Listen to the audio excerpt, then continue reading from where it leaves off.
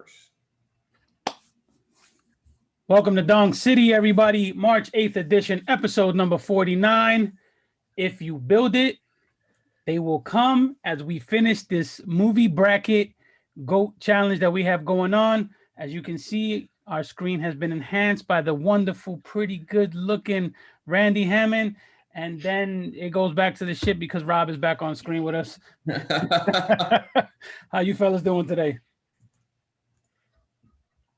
I'm doing great. Apparently, also the other one wants to talk here, but yeah, I'm doing well. If you build it, they will come. By the way, is an official Dong City sanctioned quote for baseball movies. Yeah. So Randy, well, first we'll start with Rob because he's here. He has returned, and we see his face, and we're going to see it probably for 2 hours tonight, which will set a record. How you doing, Rob? I'm doing pretty good. Yes, yeah. Last week I had a little emergency, and everything's all good now. So.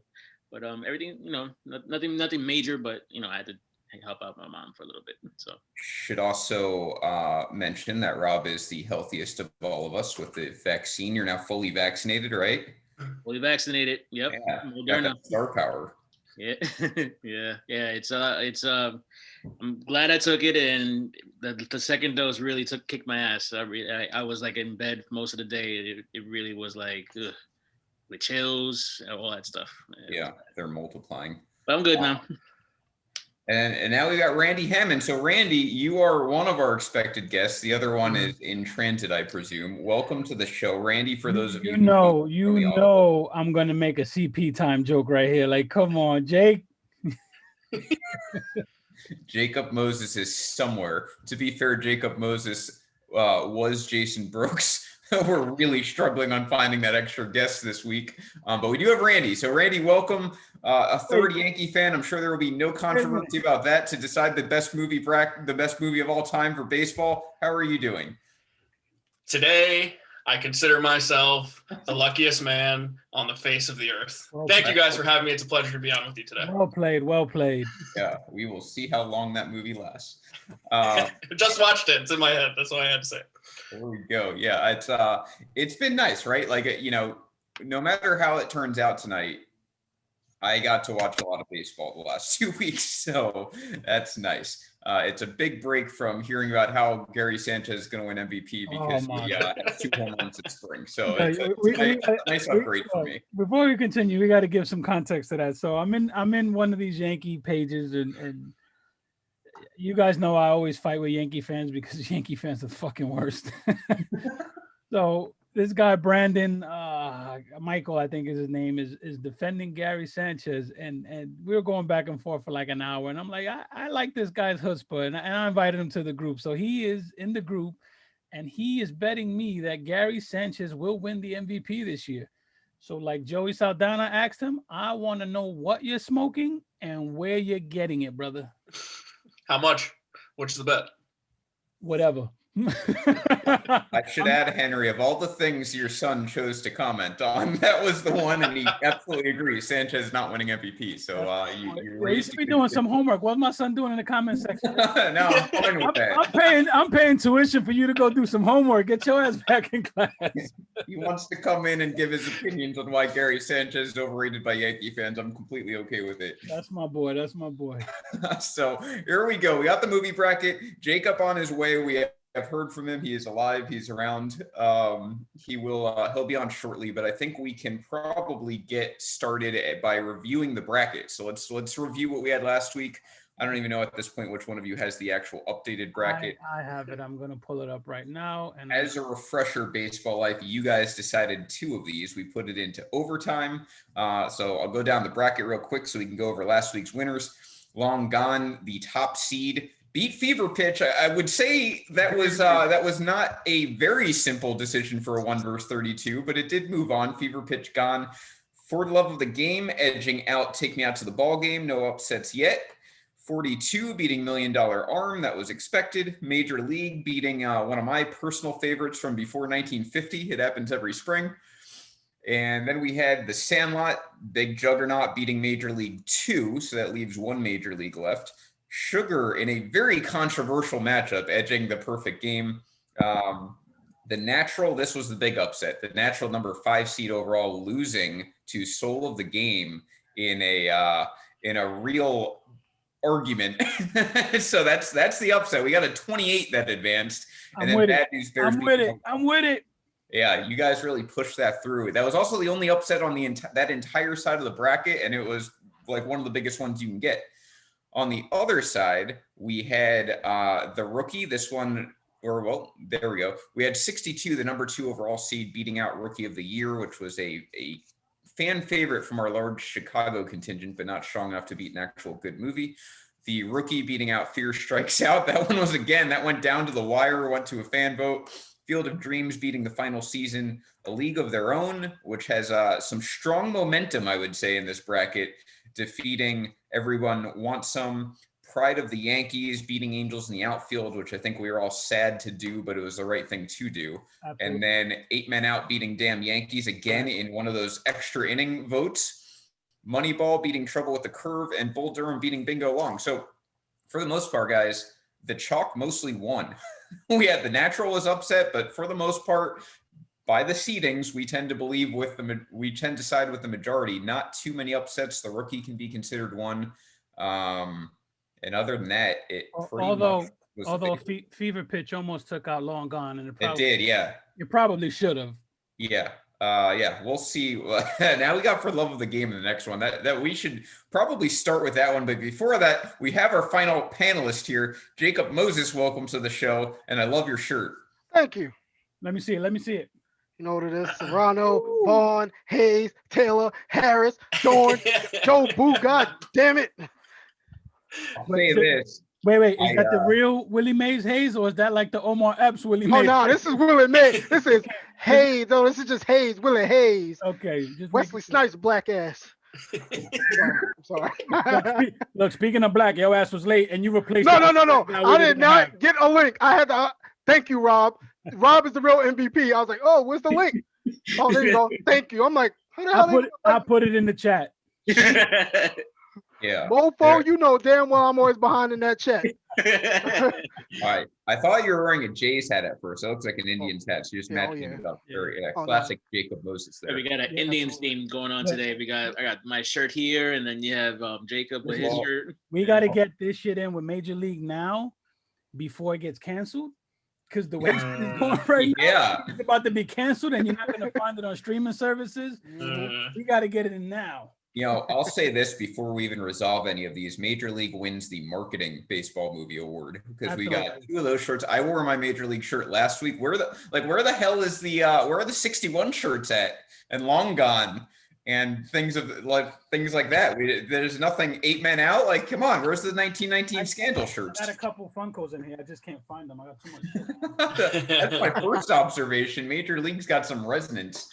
All right, so I mean, let's get started here. Can we go back to the bracket? Let's go, baby.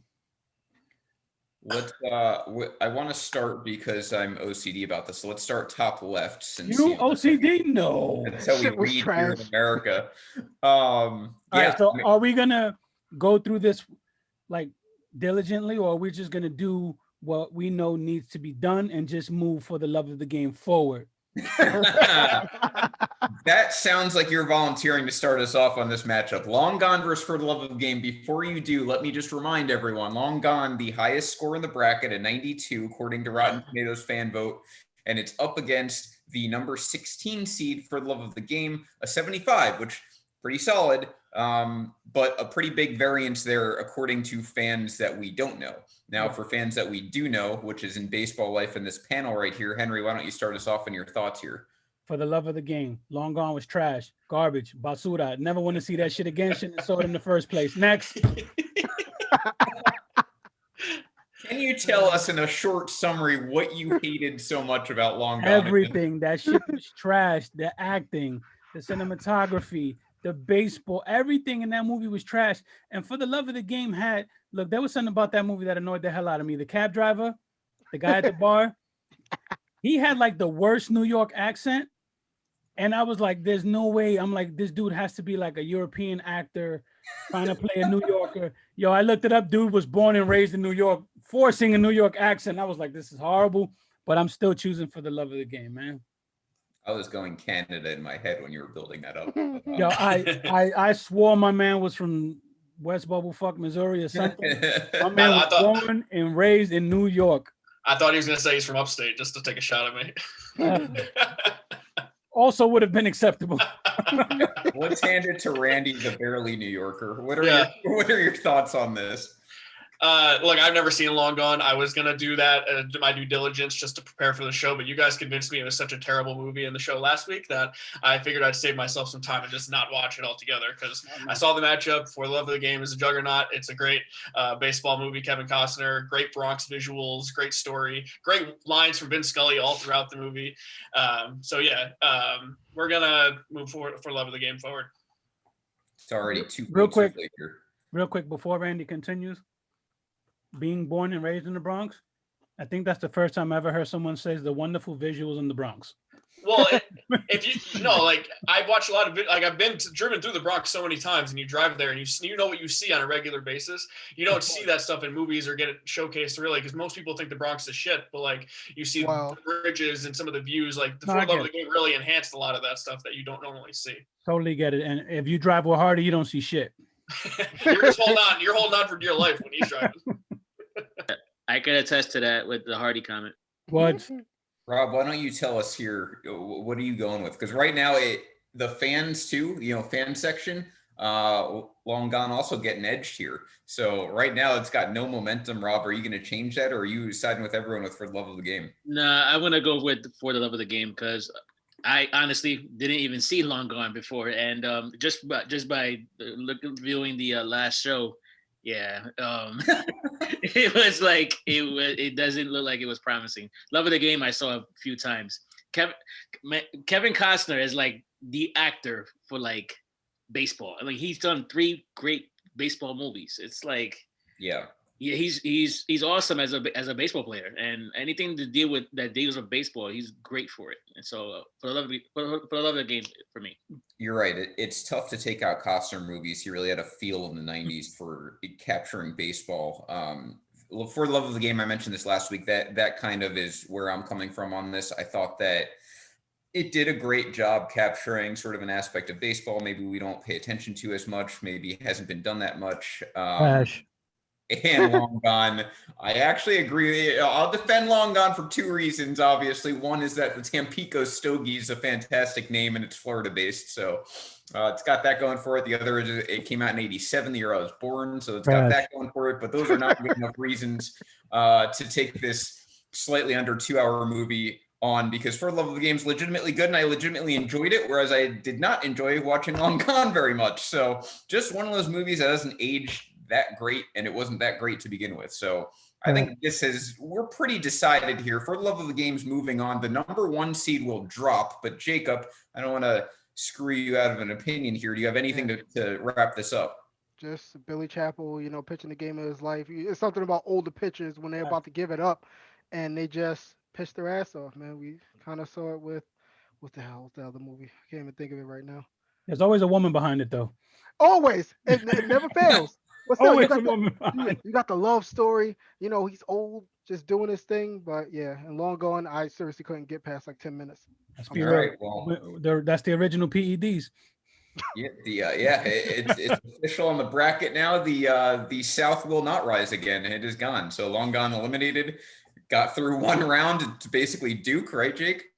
And it's gone. Oh, this motherfucker! Oh, You could curse on Dong City. I was about to get to my step back mode and be like, listen to me. Really? What? You could curse on Dong City. I was about to say, Vince wants the gun smoke. Our name is essentially a curse, so it's okay.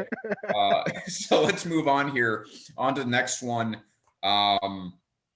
And that, I'm on the wrong side of the bracket. Okay, 42 versus Major League. Oh, well, at least we have a really easy one to toss here. Just 2 of the most beloved movies, I think, in the entire bracket going against each other. Randy, I know you had strong feelings about one of these movies, so I'm going to let you start it here. What are your thoughts on this matchup? Look, man, I know that Major League is the consensus popular baseball movie. Everyone loves Major League, and it's hilarious. I would just watch it today. It's fantastic.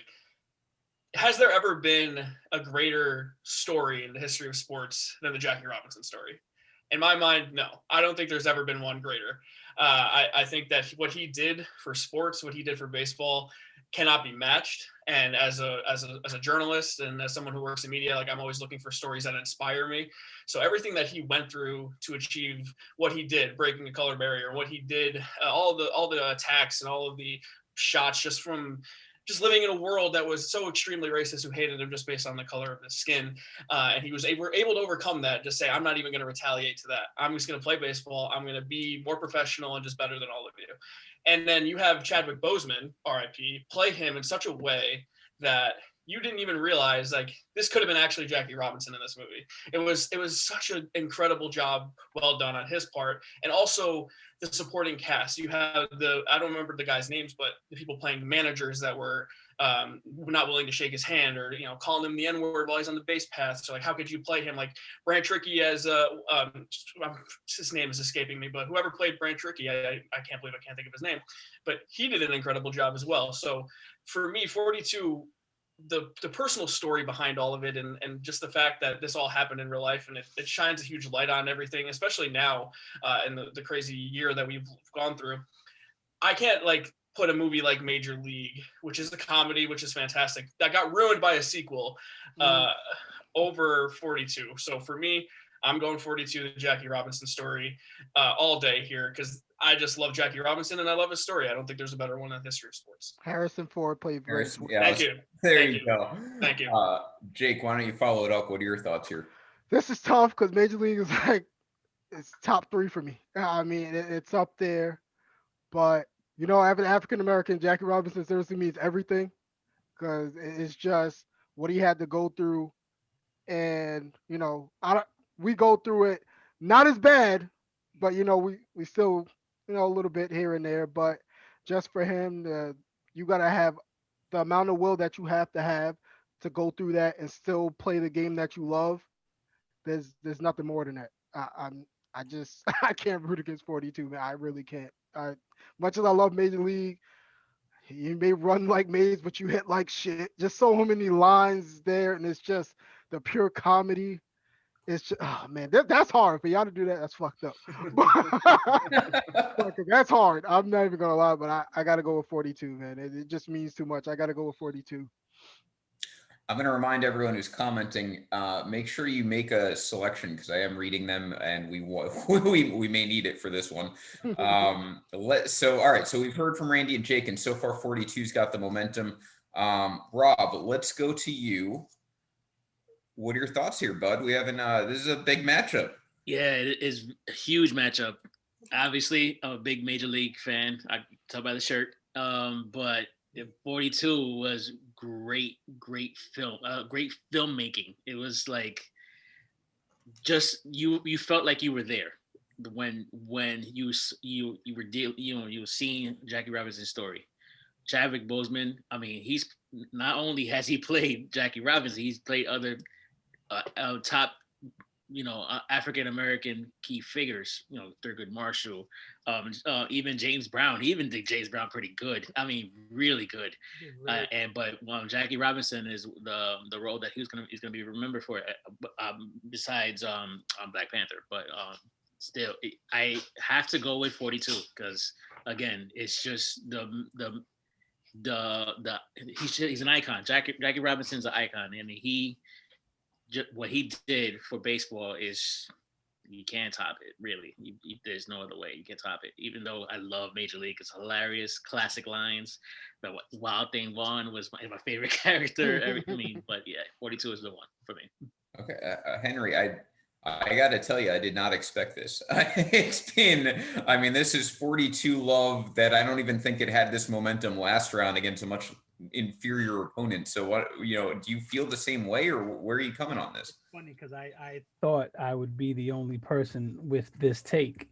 So to me, these are two of my favorite films, So I sat back and I changed my approach here. I said, okay, what was the actual better movie? Now, Major League had a cult following, a ton of quotables, fun characters. There was a lot about the movie. It was fun. And this goes to what I said last time about those dramas being matched up against comedies, you know, that kind of being all over the place.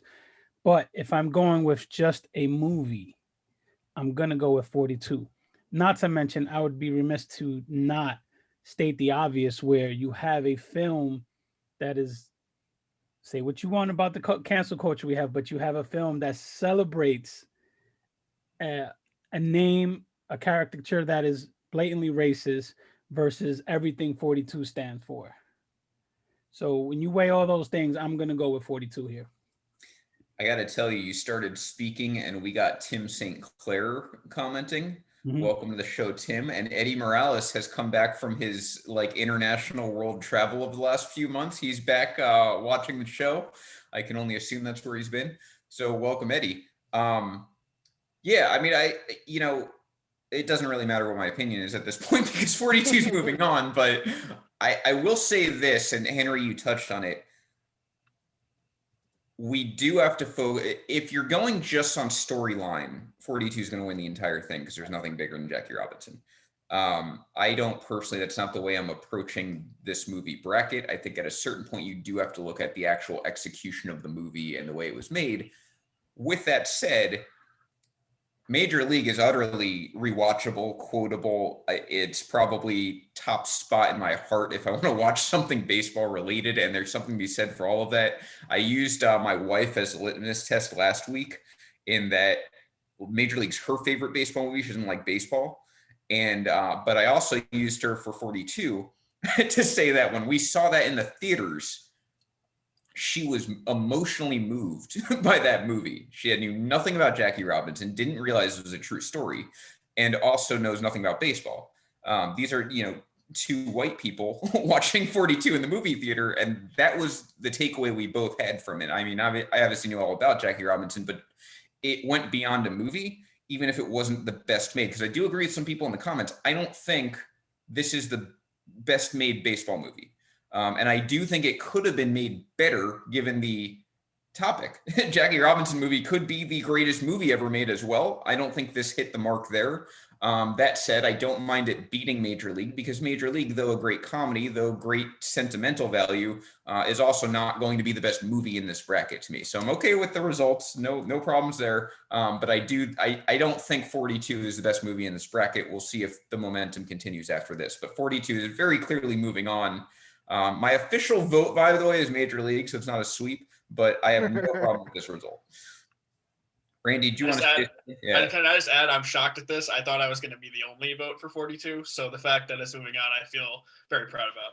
I thought we were going to have mandatory voting in baseball life, and we wouldn't be able to stop till at least 1,000 votes were cast because it would be that close. That's really what I expected. I'm shocked that 42 ran away with this matchup. I thought it would be the hardest one of the entire tournament, and it wasn't. So that's fine. 42 moving on. It's going to face For the Love of the Game. And we've had Major League representation in shirt form on this show, and nobody voted for it except for you. You all vote against your own interests. It's just unbelievable.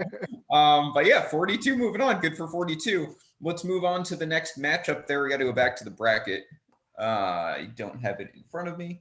You hear me? I'm wearing Nipsey. That's about as 42 as you can get. The marathon continues. Yeah. That's it, baby.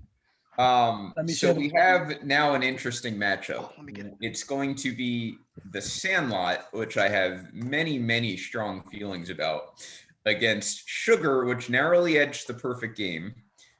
Sugar being the 13. So again, to remind you of this matchup, Sugar is an overall 80. Critics gave it a 92. If that's any indication as to what critics think of it from a movie standpoint, there you go. Sandlot was an 89 by fans. Critics gave it a 63. So maybe they didn't quite understand the magic that is Sandlot. They don't like kids. Let's start off. Yeah, let's start off with the people who have kids. And I want to do that because I'm curious if Sandlot has carried over from generation to generation. Henry, is it just like our general time frame that love Sandlot, or does your son and daughter also love it? My daughter, who does not like sports yet, loves the Sandlot. My son loves the Sandlot. They both have Sandlot paraphernalia, so it is one of those generational movies. it's fun. I mean, everything that about it is fun, and so, but Sugar, I was saying it last week. I know everyone thought I was nuts about how amazing I thought Sugar was, and the plight of the minor league struggle, and you throw in the fact of somebody coming from another country and not speaking the language. I think Corey mentioned last week it's Bull Durham, but more modern, but it's better than Bull Durham. So I'm my vote here is Sugar. I'm staying with the upset route. I know everyone else will probably go Sandlot, but I'm going Sugar here. You got that right because Sandlot killing it in the comment section right now. But all right, we've got one official for Sugar. Jake, you have kids as well. What are your thoughts? Definitely, Sugar was a good movie, Henry. I do agree with you. I mean, just everything about the movie was perfectly played, and the fight that he had to go through to the minor leagues, it kind of give you that insight of what the hell goes on, especially the shit he had to go through. Mm-hmm. Like not speaking the language, the racism, it's a lot. It's a lot to take in. It was a good movie, but I gotta go with it. I'm sorry. This is I go with my childhood though. That movie, it was it made you dream of having your friends playing on the field together, growing up together, having so many moments. Benny, busting the guts out of the ball. My kids, they love the part when the dog, when freaking the beast is chasing them, and they're going through. That is the dog gonna get him. I'm not gonna tell you. Just watching it, and I think that's where Blake gets his love for baseball from watching that movie, and it's everything about the whole Wendy Peppercorn and Squint's faking it. It's just everything about the movie was just so it was corny when you really grow up and actually watch it, but you're like, damn. I get nostalgic. Like honestly, I'm that kind of person. I get kind of emotional because it was made in '93 and I was young. Now I'm just looking back like, wow, that was a long time ago, man. I'm starting to get old now, but that movie it definitely will always have a place in my heart. That's one of my, like I said, top three. That's number two. I want to say.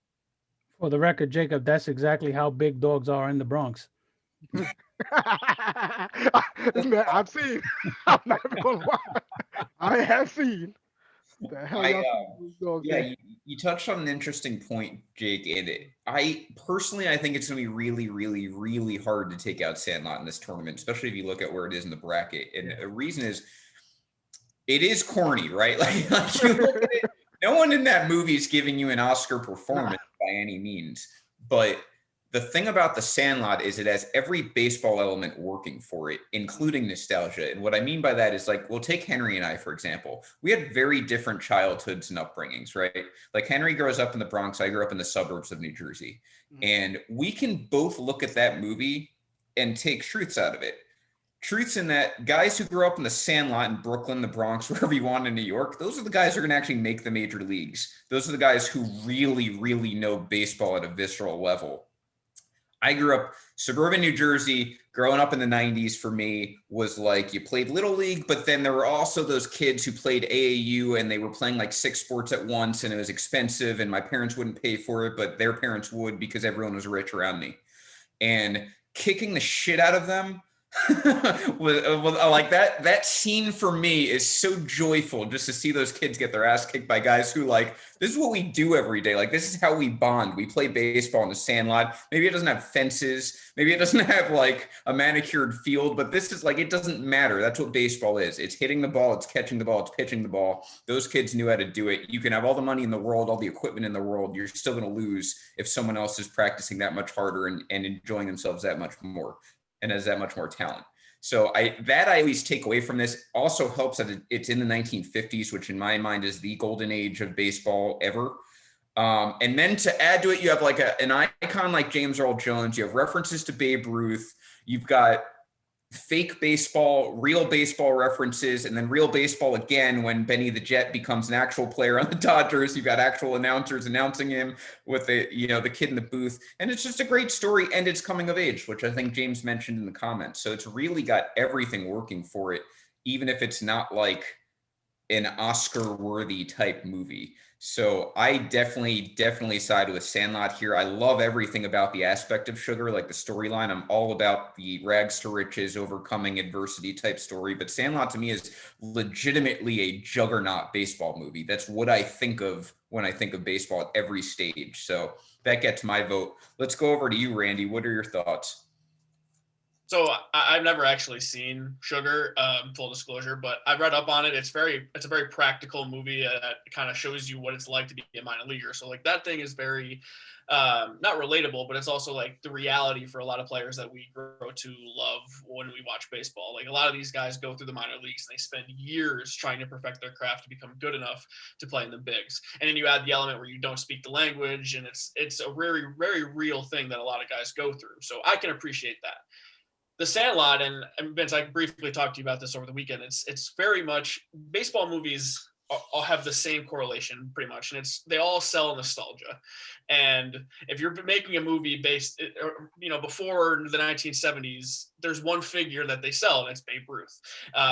Even movies now still do the same thing. Babe Ruth, despite us maybe not thinking he could play in today's game, regardless, what he meant for baseball, especially for decades, is insurmountable. The Sandlot for me, because like I go back to my cousin, and many of you guys know who he is. He's in a lot of these groups. Me and him used to not ever have baseballs. Like we used to not be able to go find a baseball to play with. So like it's not like we could get 98 cents or anything, go get a baseball. We didn't have a car or couldn't go to the store, but we had in the back of his grandmother's yard, we had this tree that shed crab apples, and we would take a giant like 2x4 and pitch each other crab apples and just see how far we could hit the crab apple. And the Sandlot kind of gives me vibes to that. It makes, like Jacob said, like it brings you back, and it makes you just think of what it was like to play with your friends when you were a kid. And then you have the iconic scene at the carnival where they're all putting chew in their mouth and they're all putting too much of it in there. And like that to me is like the dumb shit you did with your friends after you got done playing baseball. So we can get into it because I think it's going to advance. But Sandlot only has one huge flaw in it for me, and it's the main character's voice. Smalls, the way he screeches is just insufferable to me. But otherwise, other than that, Sandlot is a classic baseball movie, man. I can't go against it. Is anything more iconic when he hits the ball? America the Beautiful is playing. And it reminds me of my grandmother. And I got to push it into my favorite movie because every time that came on, she would sing it, and she would just go along with it. And she loved that part, and just the fireworks going, everybody just stops and looks, and then America the Beautiful is just blaring. I love that part, man. It just until Hamilton came out, that was the most American moment I think. You're absolutely right. That's like, damn, I want to like flex American flags out of my arm. Rob, what are your thoughts? We haven't heard from you yet. Before we continue, Randy mentioned Babe Ruth being the storyline in a lot of movies. There is a movie that didn't advance that if you have kids, I would say watch it. Everyone's Hero. A lot of people didn't hear about it. A lot of people didn't see it, but that movie was fantastic, and it was one of Jaden's favorite movies growing up. So if you have children, even if you don't have children, watch Everyone's Hero. It's an animated movie. It's like 90 minutes long, but it's really good. Fair enough. Another Babe Ruth plug. I like it. By the way, quick, and it's probably not going to be that quick. When did you think baseball movies stopped acting like Babe Ruth was Jesus? Is it when after Hank Aaron broke his home run record? Because every movie made before 1975 was always Babe Ruth is the greatest thing ever. Babe Ruth. They have. I think they've moved on a little bit, but like every movie that's based in the 50s and 60s, especially, it's all about the great Bambino and trying to be better than the Babe. I think he's just not. It's obvious here, but I mean, I think he's not in vogue present day. I think the thing with Babe Ruth is there's so many movies about his greatness, and his numbers. If you look at them, are obviously they'll live in lore forever. Without context or anything. Now there's just so many more. Like baseball's been around 100-something years. There's so many more stories now that can be publicized that we now have access to. I think that's really what it is. I don't think anyone is like. I don't think his reputation's changed necessarily. I think there's just more to the story now, and that's what Hollywood. Also, the Yankees were the biggest story in baseball, and he was the biggest star. So yeah. We'll win another like 4 or 5 titles in 7 years, Randy. Babe Ruth might come back. We'll see. Speaking of winning titles, Rob, you're a Yankee fan. Why don't you give us your opinion here? Sure.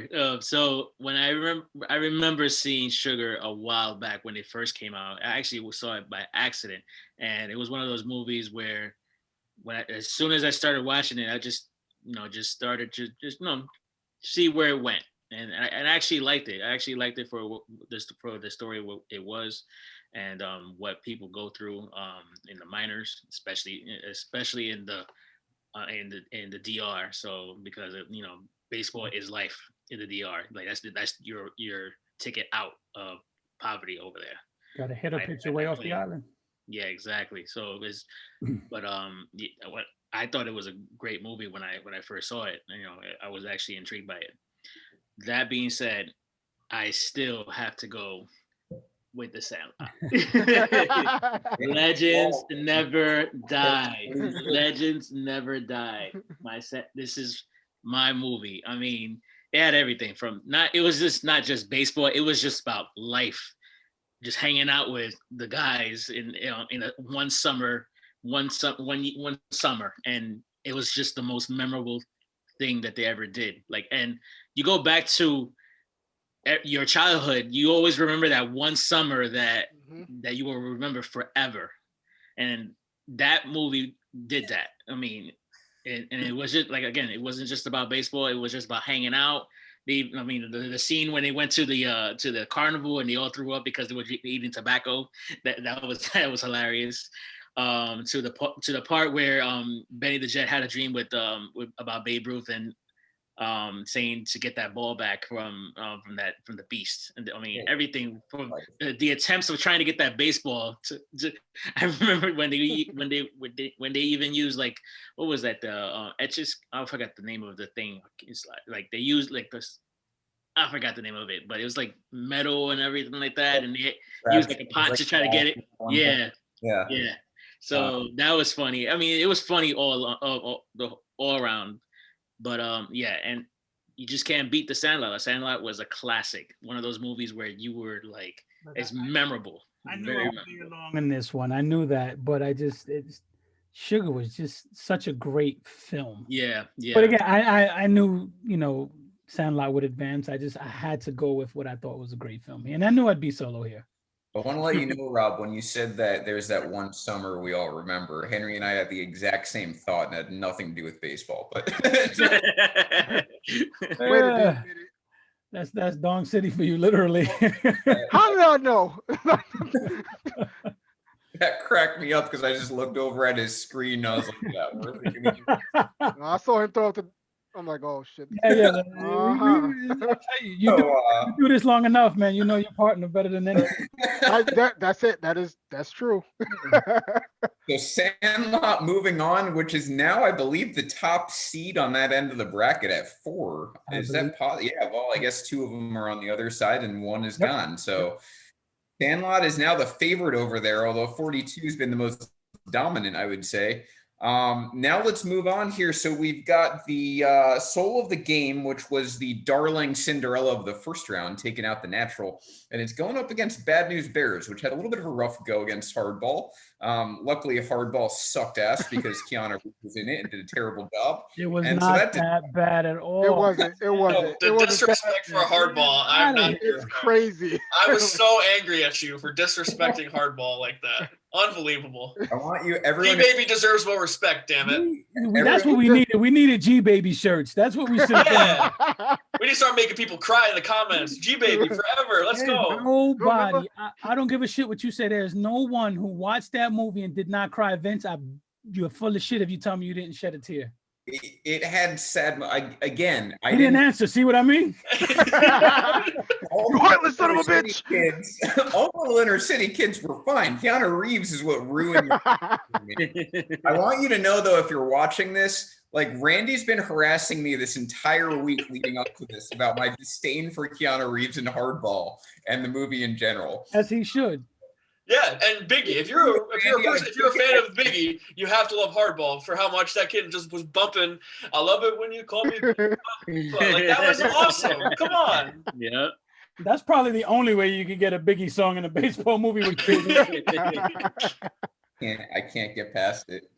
All right, let's start it off with this matchup. So going back to it here, we've got Soul of the Game versus Bad News Bears. Interesting matchup. Kind of a hipster matchup in my mind. Who wants to start? Does anyone have strong feelings on either of these movies? Yes, Soul of the Game. Yep. Okay. I like them both. But Soul of the Game. Go ahead, Jacob. I mean, just Blair Underwood.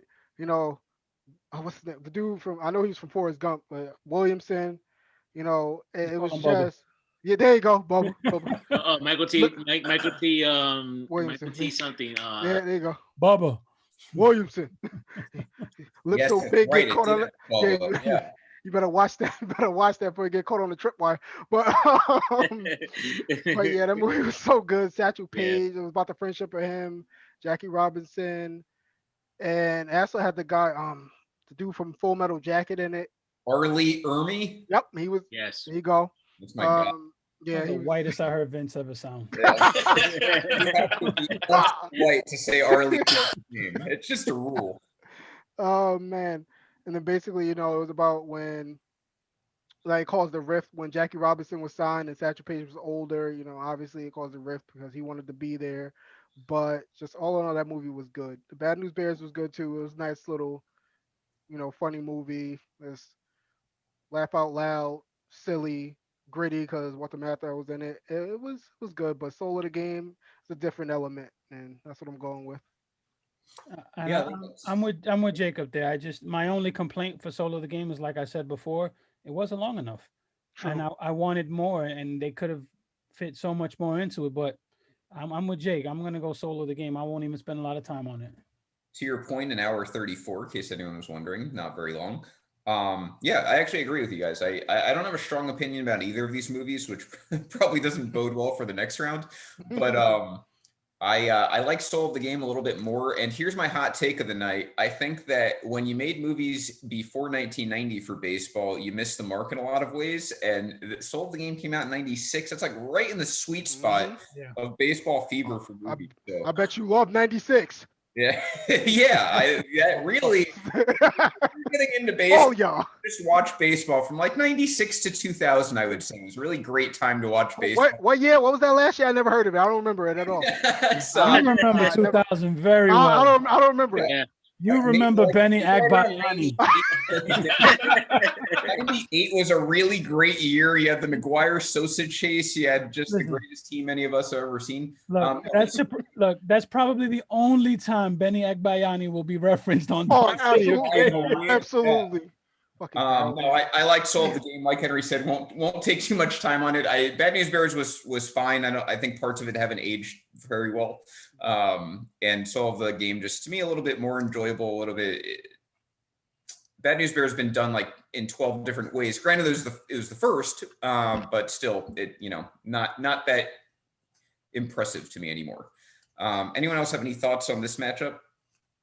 In spite of Bad News Bears and you, Vince, and the knockout of Hardball, I'm going to go with Soul of the Game here. There you go. Solo the Game. No, yeah, for me. And looking here in the comment section, I did not expect matters this. because it's a pretty overwhelming vote. Well, it seems to be pretty mixed. So, yeah. All right. Well, Soul of the Game. Moving on. Won't take too much time on it. That was a tough matchup. In that it's going to get killed next round. So when we move to the other side of the bracket, 61 took out Rookie of the Year. That's going to go up against the Rookie, which is interesting only so much in that 61 a juggernaut, and the Rookie really, really resonated with a lot of people in baseball life when it was put to a vote. Like a lot of people love this story. Yeah. So let's kick it off here. Rob, we'll start with you. 61, obviously your boys in this movie, one of the Yankee movies that remains. It did pretty well in the first round, which I'm kind of surprised about. Going up against the Rookie, which again has a Florida tie-in, so that makes it not nothing. What are your thoughts here? Well, I seen 61. It's been a while since I've seen 61, but when I first saw it, I was kind of surprised that Billy Crystal directed it. And obviously Billy Crystal is the biggest diehard Yankee fan, and he did that movie very well. Talking about the whole chase for breaking the record of the home run record between Lou Gehrig and Roger Maris. I'm sorry, like not Lou. I'm talking about I can't get the name right. It's Mickey Roger Mantle. Maris and Mickey Mickey Mantle. Mantle. There you go. Sorry about that. Yeah. So it was well made. The movie was well made. You could tell that Billy Crystal showed like the true heart of the Yankees organization, and the chase was, and how the chase was done when it was happening.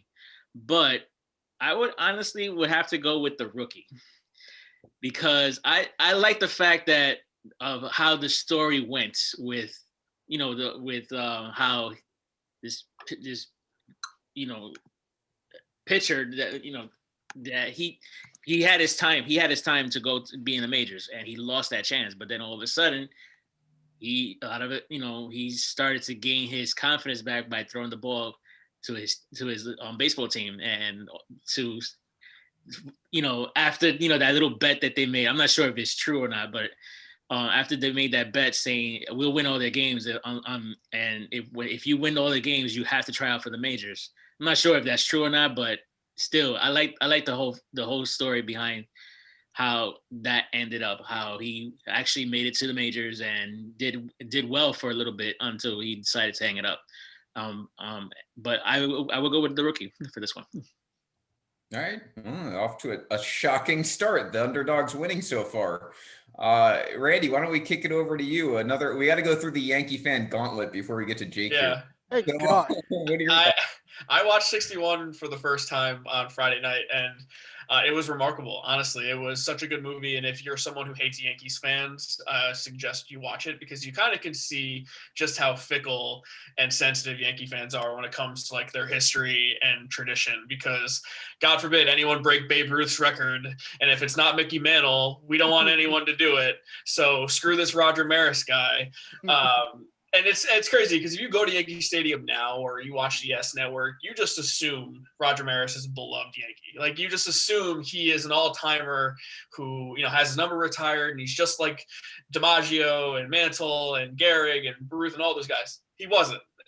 Not like to me. It's almost similar to.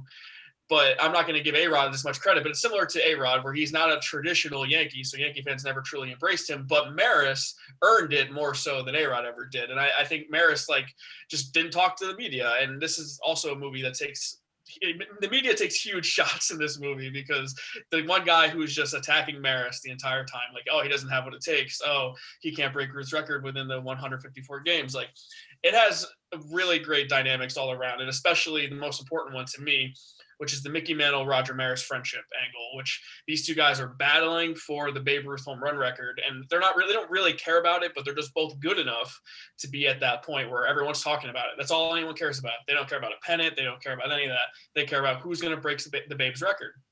Everyone loves Mickey, and no one gives a single shit about Roger Maris. And Roger Maris ultimately gets it done. So I love that story. It was really well done. And here's the thing about the rookie. It's a great real life story. And I think Dennis Quaid does a great job portraying Jimmy Morris. He just doesn't look like anything like Jimmy Morris at all. That's probably my biggest critique of it. I think it's a good movie, and it's a great story. And I think they kind of maybe enhanced or dramatized the age a little bit there. I think in real life, Jimmy Morris was 35, and they said Dennis Quaid, or the portrayal of him, he was like 40 or pushing 40 almost. So a little exaggeration there, but anyway, good movie, good story ultimately, but I got to give it to 61. Henry, you keeping that 61 train going? Absolutely. Everything has been said, and just like Jake mentioned in the comments, Roger Maris, he got sick over this, and he did not handle this pressure well. He was not a media person, and who knows, he probably dealt with a little bit of mental issues, which really didn't become an issue until maybe 10 years ago, I'd say, maybe even less than that. A-Rod really being the first one, Zach Greinke, those kind of guys seeking help. But Rookie's a great story, good movie, but 61 was just amazing. And like Rob said, Billy Crystal, retired Yankee, by the way. He did a fantastic job here, and everything about this movie was good. And to Randy's point, Roger Maris got his due in this movie, and it was fun to see that. Just pointing out that Henry fires back this week by calling Randy Vince. We don't all look the same. That's been your disclaimer. So it makes up for last week when I did the exact same thing to him and Ricky. So now we're back at even. But I pretty fat Hispanics look alike. Goddamn. Yeah, the facial hair just throws me off. I agree with both of you guys. I also go with 61. This for me is just a classic. It's a feel-good story versus a better movie. And for me, 61 is the better movie. I'm going to save most of my thoughts for that movie because I know it's going to advance now for the next round. But The Rookie, good story, fun story. It's got the guy from Little Kid from 2.5 Men in it. That's great. but ultimately not going to weigh up to a movie like 61. And I got Tara and Joey and James and everyone in the fan section for the most part, including Austin, agreeing. So 61's definitely moving on. Jake, did you have any finishing thoughts there as the one non-Yankee fan on this panel? Fuck yeah. They got history. No, I'm kidding. No, I'm kidding. It was a great movie. I saw it. Man, I think I saw it when it actually came out actually. But it was a really good movie. You know, Barry Pepper, I think that was his name. He played the hell out of Roger Man. He looked just like him too.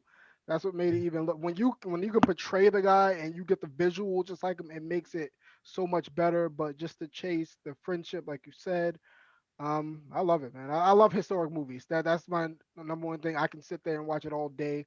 So no matter who it is, it could be the Yankees. It doesn't matter who it is, especially with your all the success you had with having that go on at that time. It was a must watch. So if you're definitely a baseball fan, 61 is a movie you should see. I will say, you know what would be at least a good moment in the movie is a 9/11 Mike Piazza-esque That kind of storyline in the movie. I think would do fantastic. would be dope too. I was at that game, by the way. I'll never forget that. But I think that would be a fantastic that arc in the movie. It would be. Yep, that's a good point.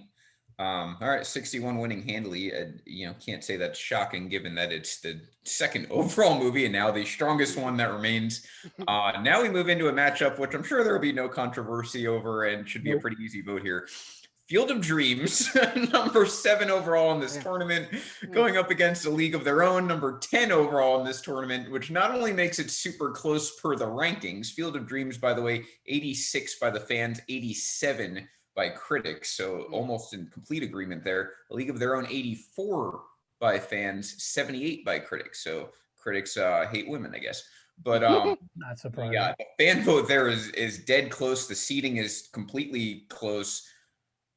This is a really I forgot about this matchup when I said the other matchup was the hardest one of the night. This is one tough. is very difficult. I don't think it's that difficult. Let's go with you first because I need more time to kind of collect my thoughts. I'm going to keep it very simple. A League of Their Own is a damn near flawless movie with great actors. Also, it's International Women's Day. I'm not choosing against the ladies right now. Fuck that. Exactly. League of Their Own advances, and that's that. Took the words right out of my mouth. This is the same shit. X. That movie was just so great, man.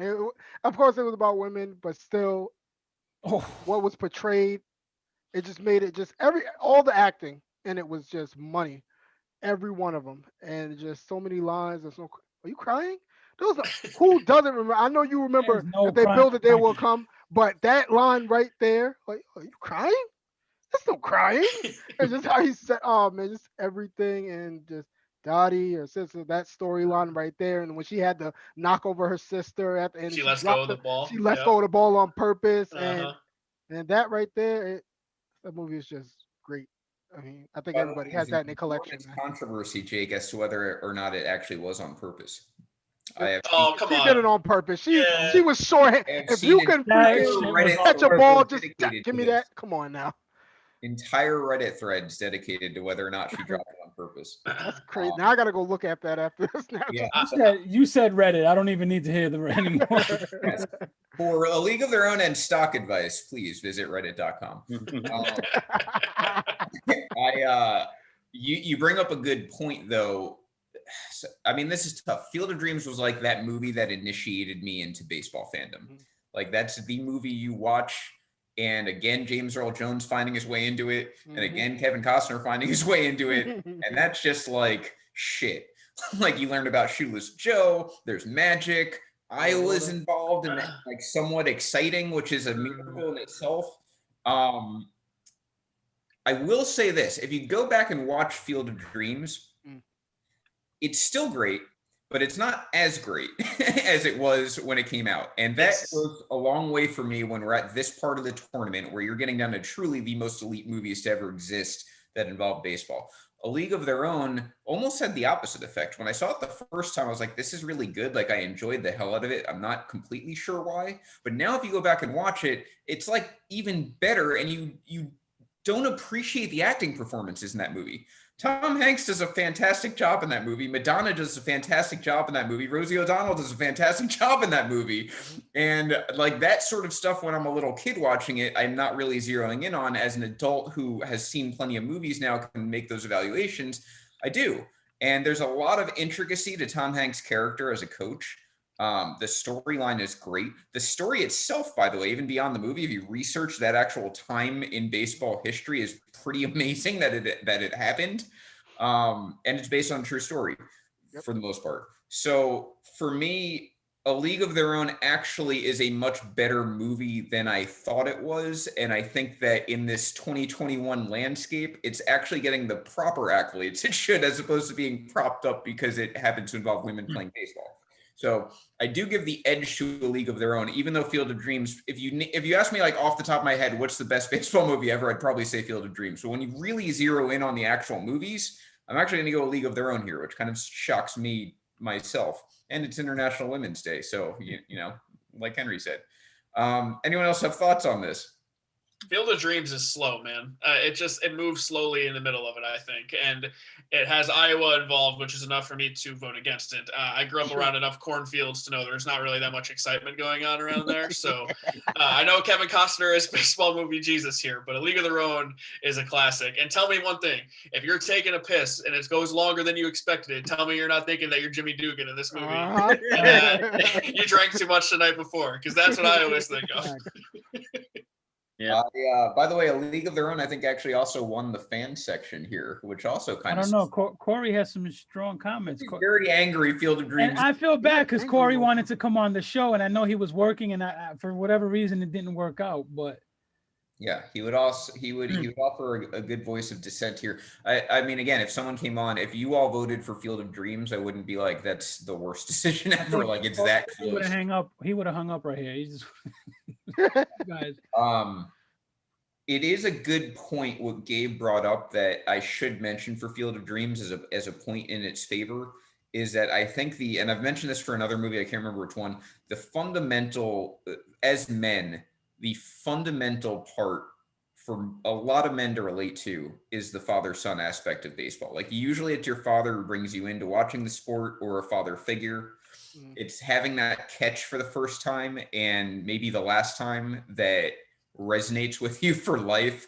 It's watching the games at night with your father, whoever that father figure is. And Field of Dreams, or A League of Their Own, Field of Dreams really captures that well.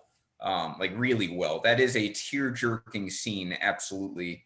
But like Randy said, I do think that A League of Their Own just stays consistently better longer.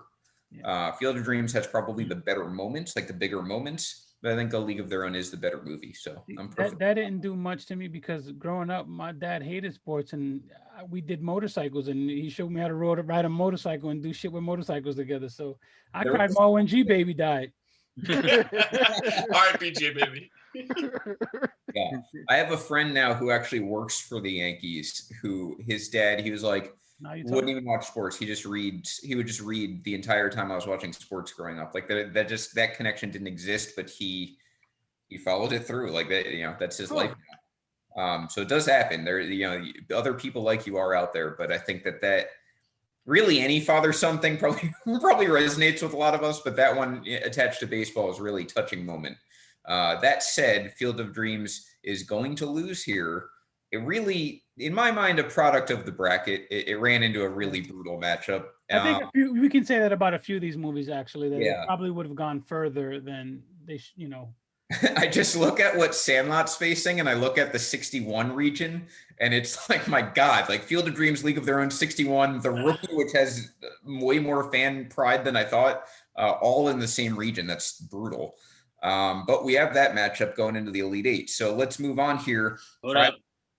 Rob, yeah, you have some finishing thoughts there. Go ahead. Yeah, it's obvious what I'm going to pick is League of Their Own because I just love that era. That era, even though it was like during the worst of times in America, in the world, during World War II, America needed entertainment, so they did this league.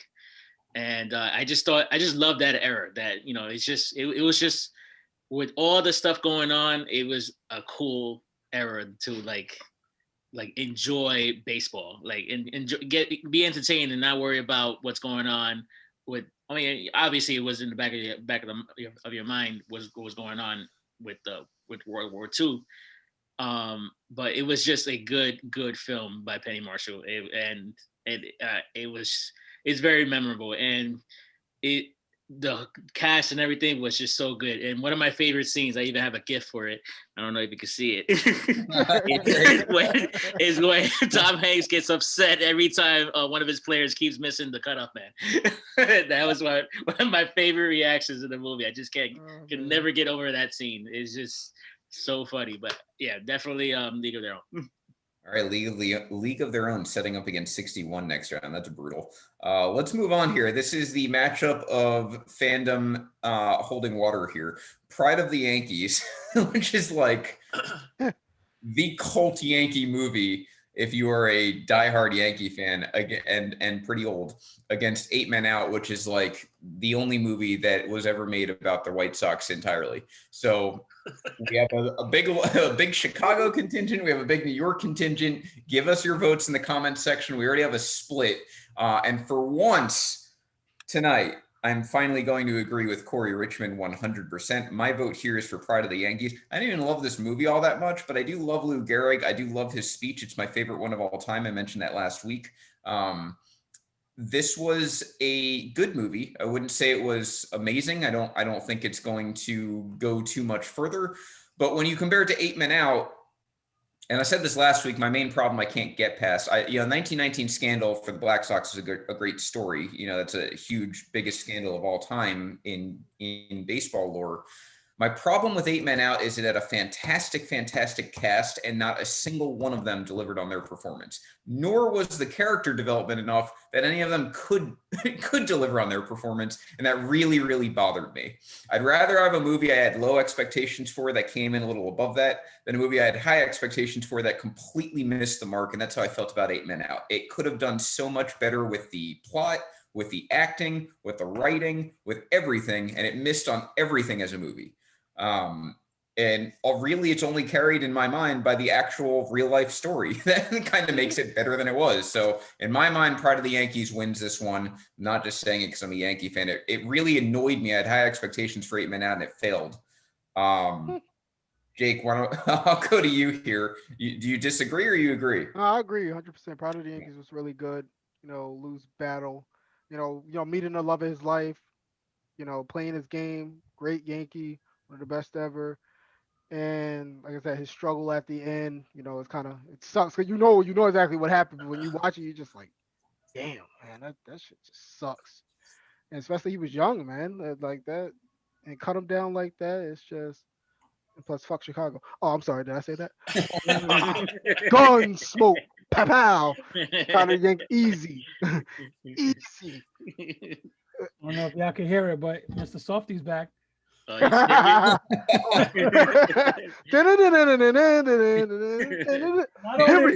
motherfucking punk right in front of my house. I'm giving him a vote for Pride of the Yankees, but let's go to Randy over here. What are your thoughts on this? I know you just watched Pride of the Yankees, right? Yes, Pride of the Yankees finished approximately 6:49 Eastern Time, 11 minutes before the show was live. So I just had the speech locked in my mind.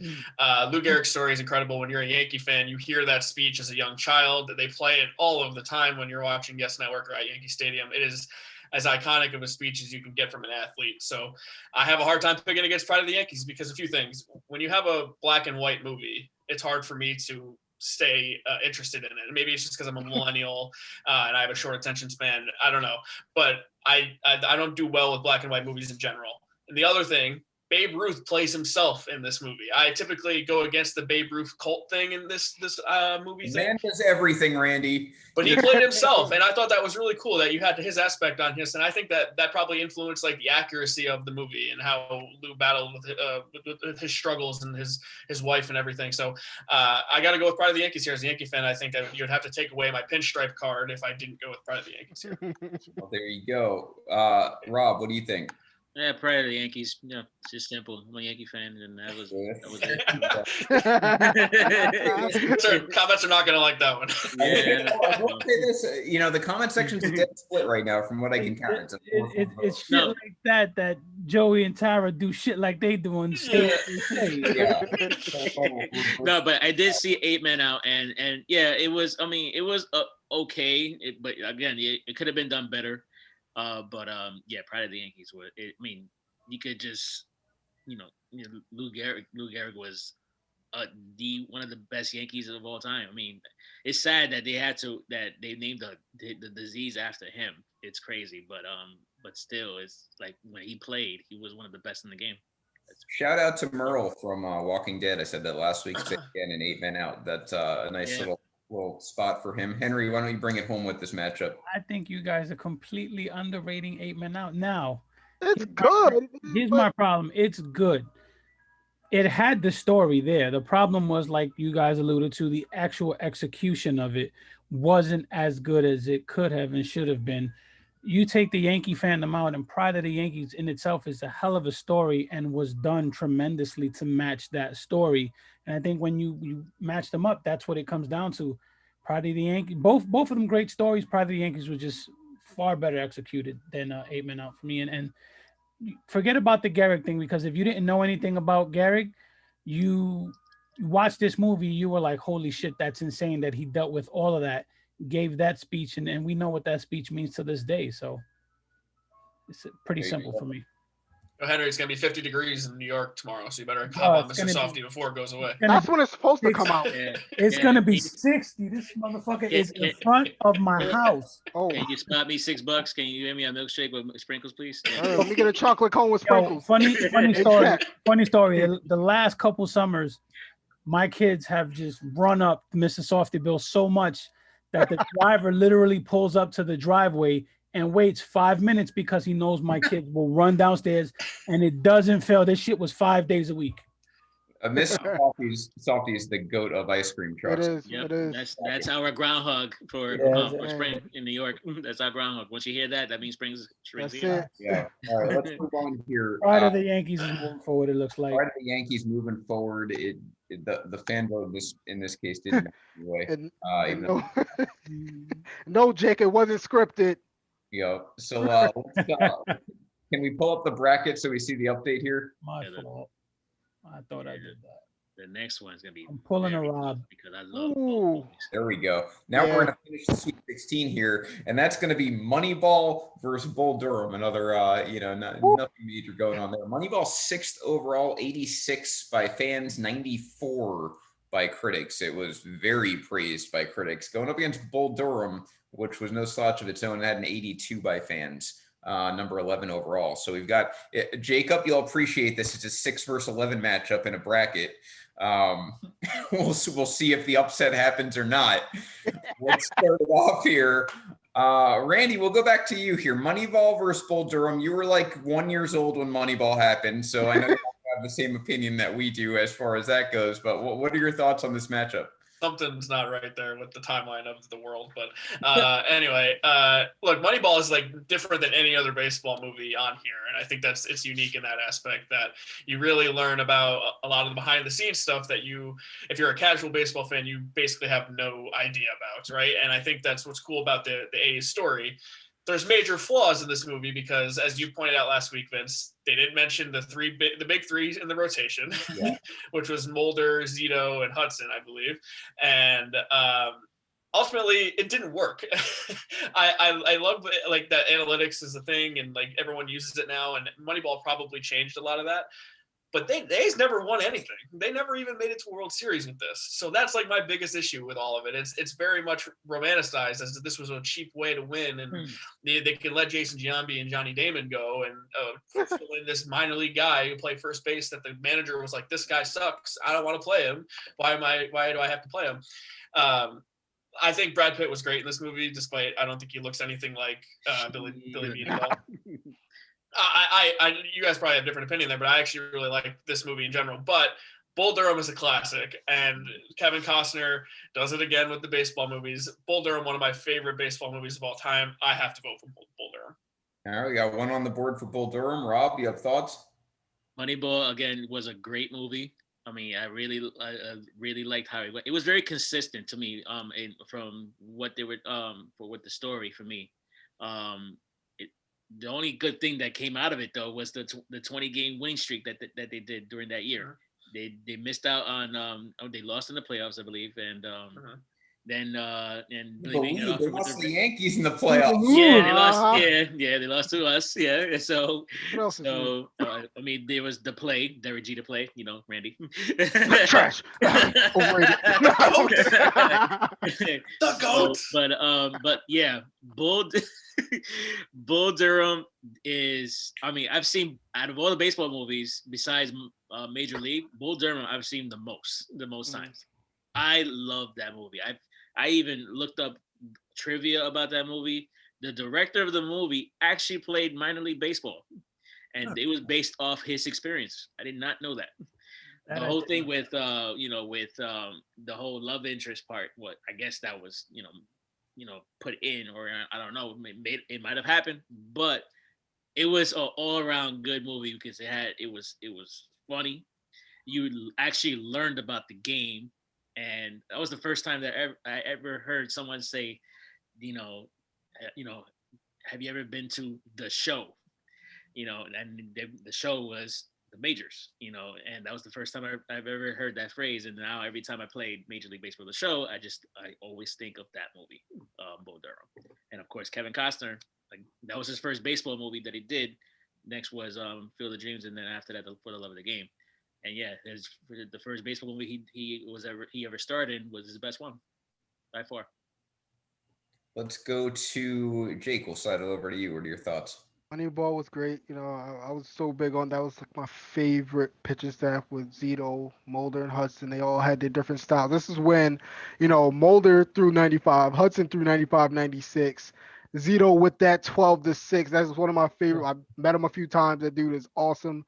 It was like 12-6 to 12-6. It was like Good, two blocks. good Lord. You talk about the drop, man. And then Scott Hatterberg's bum ass. But yeah, that movie was really good. But I gotta go with Bull Durham. The whole love interest, like Roberto said, and the whole inspired a baseball thing, and it just had everything in it. It was a great all around movie. And So I don't know if it's your comments or whatever, but the comment section's becoming after dark right now. Talking already? a lot of Bull Durham's cracking me up on the side. Yeah, I mean, good points though overall. Henry, what are your thoughts here? Rob mentioned that the Bull Durham director did play minor league baseball. I knew that, which I think that's what made it the experience it did. It was a very genuine experience. But this matchup made me appreciate technology because you have an old ass movie with some shitty cameras versus a movie that was done in HD, and that alone just made the viewing of Moneyball much better. You guys said it, the big three never won anything. I've always complained about Moneyball, being as lauded as it was because the A's didn't win shit. Mm-hmm. But as a movie, it was great, and I'm going to choose Moneyball. One more thing, if Billy Bean can be played by Brad Pitt, Will Smith will play me in the Baseball Life movie.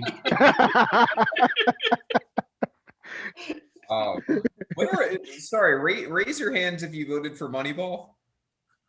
Just Henry. Oh, all right. It's 3-1 right now. In the comment section, I think is a tie or it's very, very close. It's a conundrum for me because Moneyball is like one of my favorite books ever. Read the entire book. Big accomplishment. And Brad Pitt is my favorite actor. So, this has all the makings of a movie that I should absolutely love. And maybe for that reason, when I saw it again, it didn't disappoint me, but it also it should have been like my favorite movie and it wasn't. I don't think it was bad by any means. I do think it was missing some elements that I probably wouldn't know if I didn't read the book. So I don't know whether to hurt that or help, or it hurts or helps it. But ignoring the pitching aspect, I think, is something that is bothersome. And that really gets ignored, not just by the movie, but like in all of lore about the Oakland Athletics and Billy Beane, they never mentioned the fact, oh, by the way, we also had 3 aces on the team. That might have helped win some games. Not sure, in a pitcher's stadium. But the main thing about Moneyball, it doesn't bother me that they never won anything, because I think when you look at the payroll at that time, just the fact that they made the playoffs was really like an amazing accomplishment. And my bigger issue with it is on base percentage. One of the biggest aspects of it, they realized that hits are not as that walks are, as important as hits. The Yankees have been doing that for 10 years before Moneyball ever happened. Like Stick Michael figured that out in like 1993. That's what the entire Yankee dynasty was built on, and he never gets any credit for it, which is so bizarre to me. But obviously that wasn't the only aspect of Moneyball, so even that didn't bother me. I'm going to go with Bull Durham here, and the reason I'm going to do it is similar to what I said last week, in that when I look for a baseball movie, Moneyball would teach you things about analytics, and it takes a very Adam McKay approach to it. It makes things very easy to understand for complicated topics, and I think that takes a lot of skill, so I appreciate that about Moneyball, and Brad Pitt obviously did a great job. It's got the father-daughter aspect. All that's great. Bull Durham, though, teaches me more about baseball itself. It's an angle that we very rarely see, which is a guy who doesn't ultimately make it to the show. He is a career minor leaguer. Yes, he sets the home run record in the minors, but at the end of the day, really, who cares? And it's kind of, it's at the end, it's kind of like there's more to life, even though he's a career lifer. So I kind of like all of that aspect. And it just showed relationships you don't see. Like, hey, we are keeping you on this roster, not really because of your own skill, but really because of your experience and someone else's skill. So just a completely different angle. It does have Costner. He's got to get his due somewhere for how great he has been with baseball movies. I'm going to go Bull Durham here. I love Moneyball. It's kind of a victim again of some bullshit. Yeah, we on some bullshit. You're right.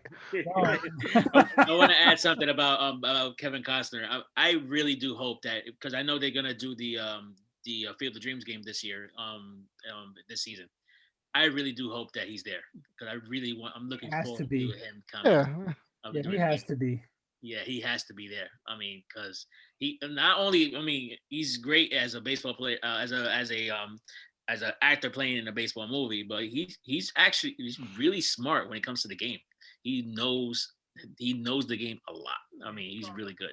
Yeah. He's a big time fan.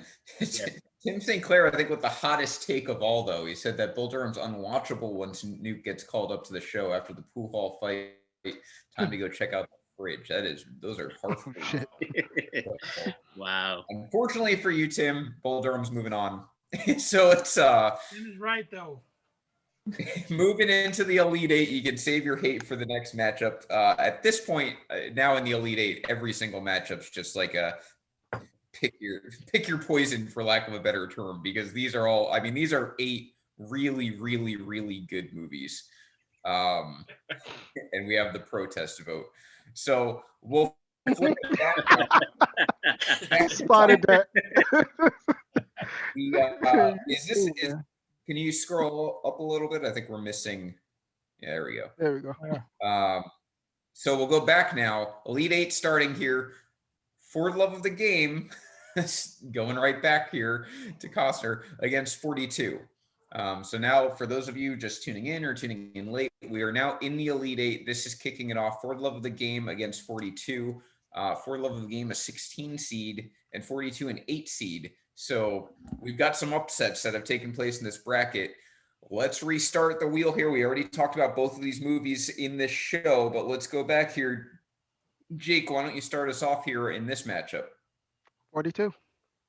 Yeah. All right. I'm not even going to say it. Just 42.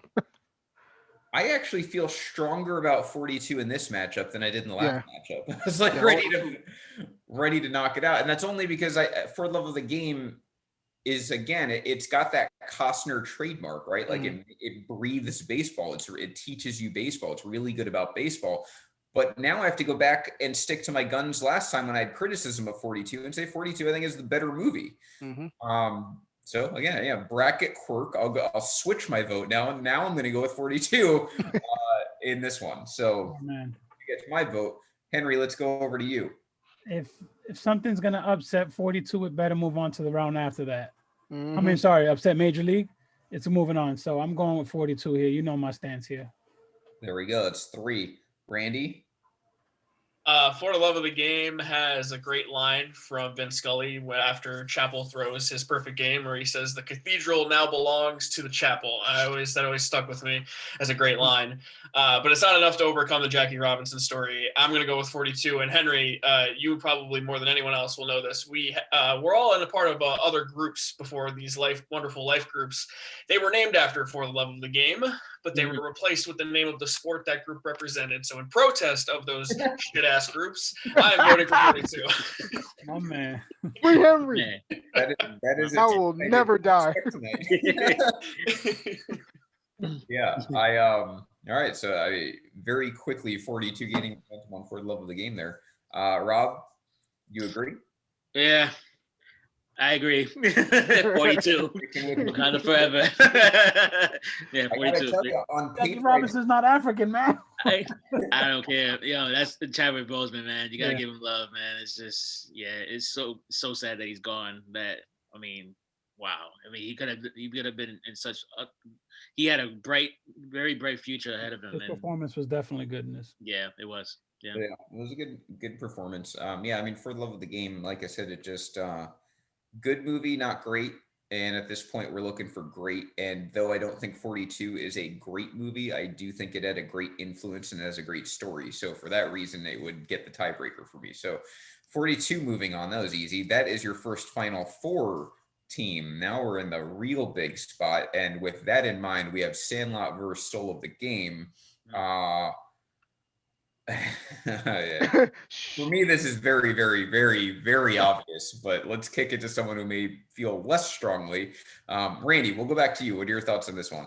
I'm sorry, it's obvious to me too. I do love Soul of the Game, but Soul of the Game made me want more. I want more about Satchel Paige. I want more about Josh Gibson.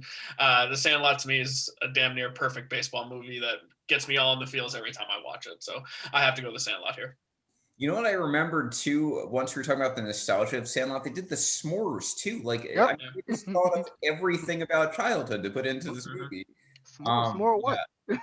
Yeah, some more nothing. And the one-liners. I mean, Sandlot, like I said last time, it has everything going for it, both childhood-wise, nostalgia-wise, movie-wise. It's really strong. At this point, Soul of the Game, I think, just gets outclassed, and there's no shame in being a top 10 baseball movie ever. Like, I don't think Soul of the Game needs to prove anything beyond that. If you haven't seen it, you should, because admittedly, that was one of the movies I'd never seen. So the fact that it's in the final somewhere between 8 and 16 is a testament to how good that movie actually is. Henry, you are muted, I think, because I cannot hear you. You still haven't seen it?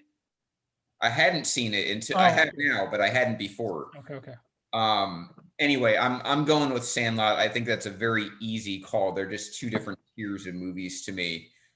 We talked about the very few flaws about Sandlot, the contraption Rob mentioned. Like, I mean, there's just little aspects of that movie. The PF Flyers too. By the way, so my dad grew up in Brooklyn playing stickball. I think Joey mentioned stickball earlier, and like again, that's like those are the guys. He went to the same high school as Sandy Koufax. He played with Joe Pepitone and Joe Torre's brother, like on the streets in Brooklyn. Like, that's just what happens when you grow up in Brooklyn in that time period. You actually like are around major leaguers because they have nothing. Like, that's what you have to do to get out of Brooklyn at that time.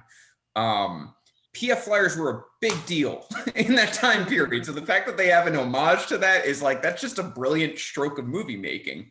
That was like the dream of every kid to have those sneakers. And they really believed it made them run faster and be more athletic and everything else. Like, that was the thing back then. So that type of stuff just sticks out to me for Sandlot. I vote Sandlot, so that's 2. Jake, what are your, you have any differing opinion here? What was Benny yelling when he wanted him to get to the field? Sandlot, Sandlot, Sandlot. I just, but no, it's just that it's easy for me, man. It's not close. I'm sorry. Yeah, I agree. Some movies got better matchups than other ones going on here. And then when Babe Ruth to tell him, just how am I supposed to, top of the beach? Just hop over there and get it. What you mean? That is a great moment in that movie. Now, Henry, you didn't seem as gung ho about Sandlot last round. I know you're a big Soul of the Game fan. So do you have any different thought here? You're muted again, my friend. Yes, No, you're I'm good. speechless. Can you hear me? Yes. Yeah. Okay, that's where my mic is acting up. I wasn't against the Sandlot. I just really enjoyed Sugar that much. I love for the soul of, the soul of the game, but it's just not in the same class here. And I just think it's run its course. It had a great run. It's run its course, and the Sandlot moves on. Yeah, I think that's really the tagline of this matchup.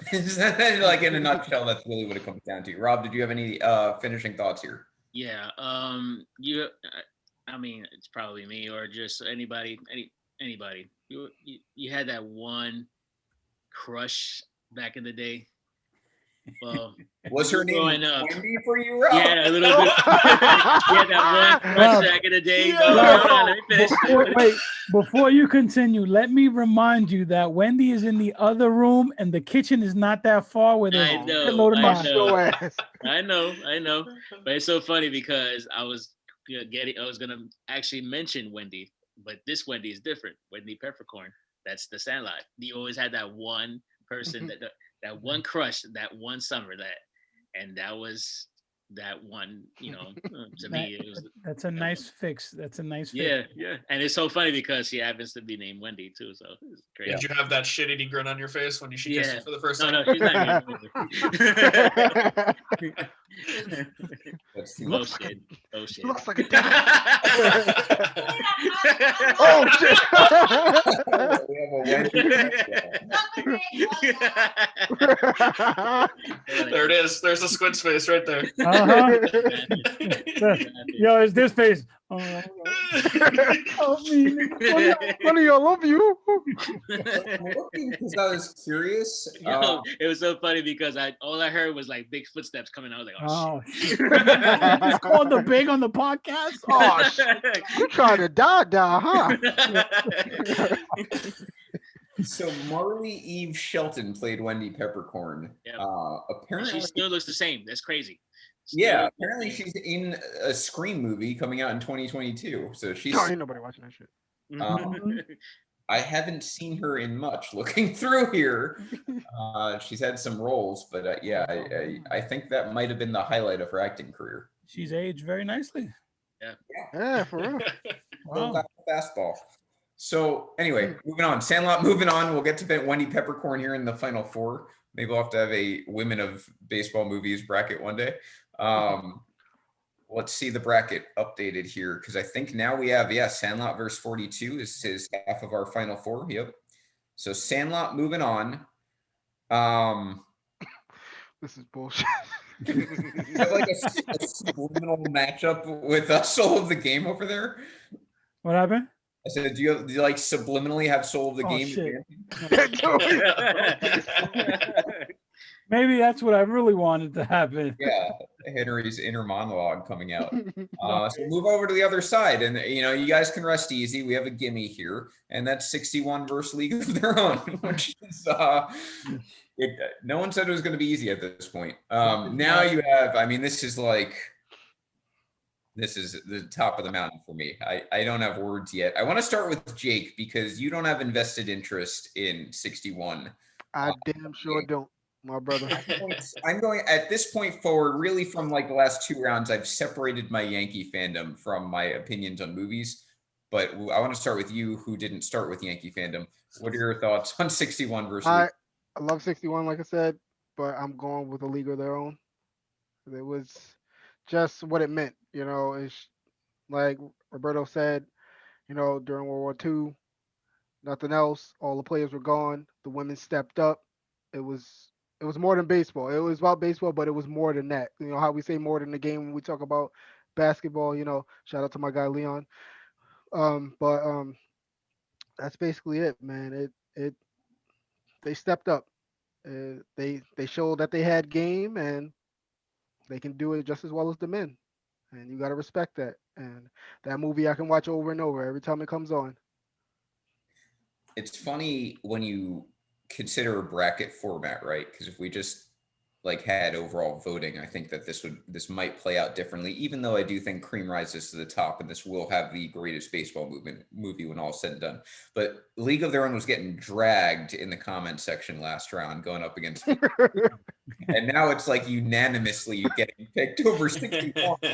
He's the higher rated 2021, baby, 2021. Yeah.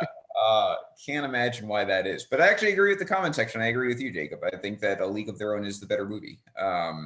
61 was great, told a great story I didn't know about.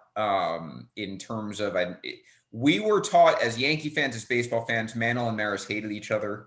That wasn't the case.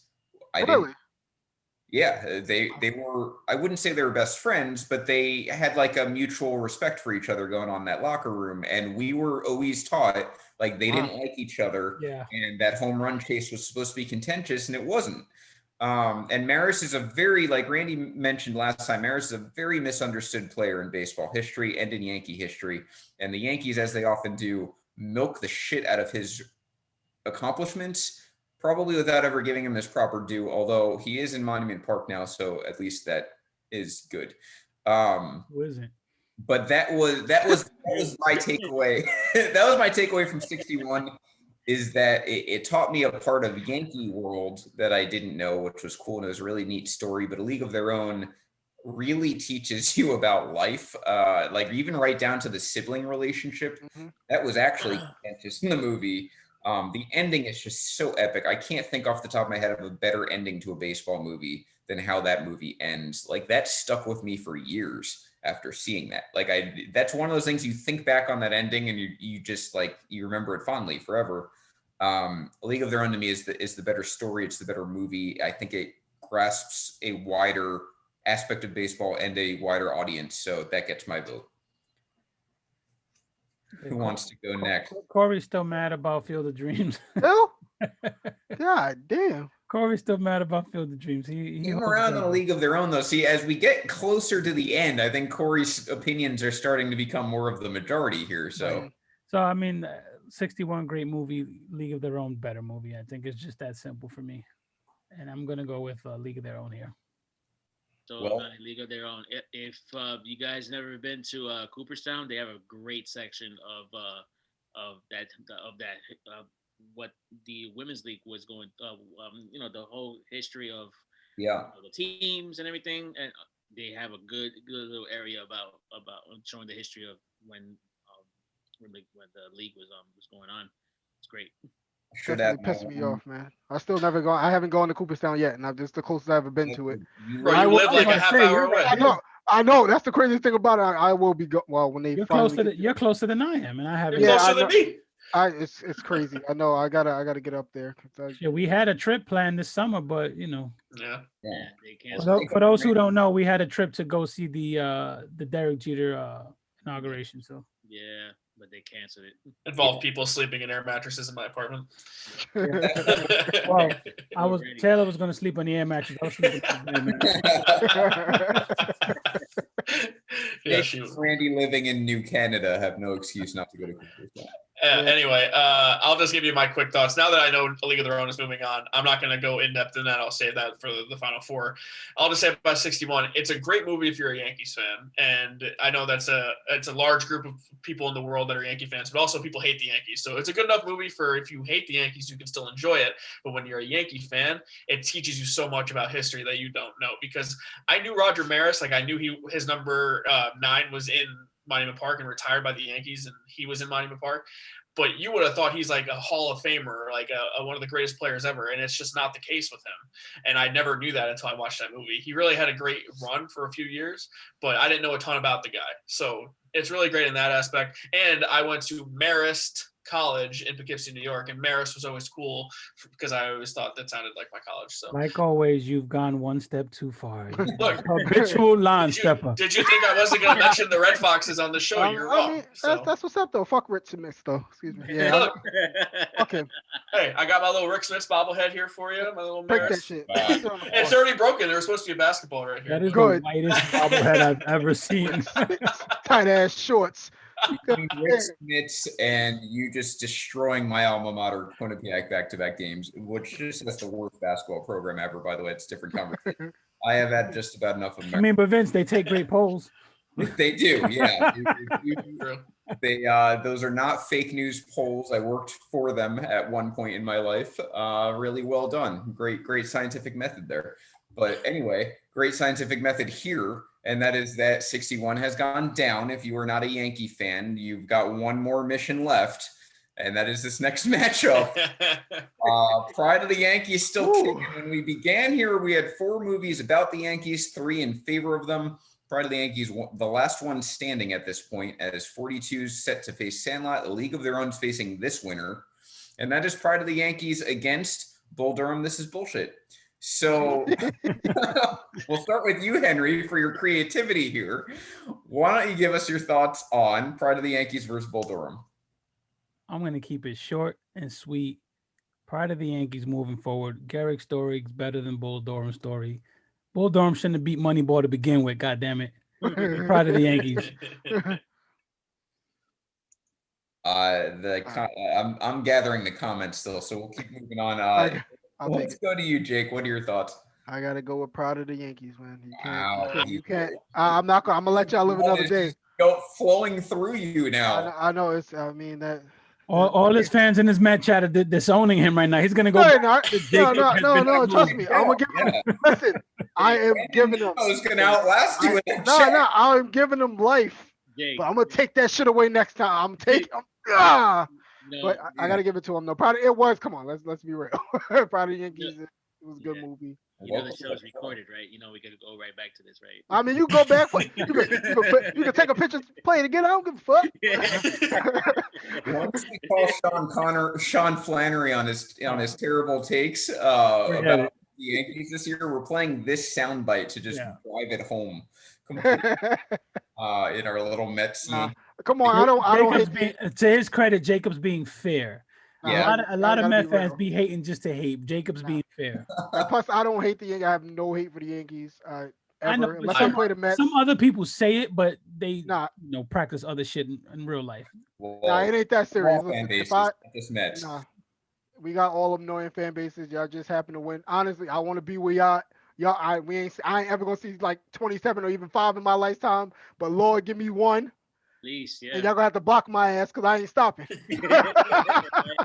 That shit gonna feel like 30. Exactly. Yeah. That's cool. I give it Pride of the Yankees was too good, man. It was too good. It has to move on. I agree.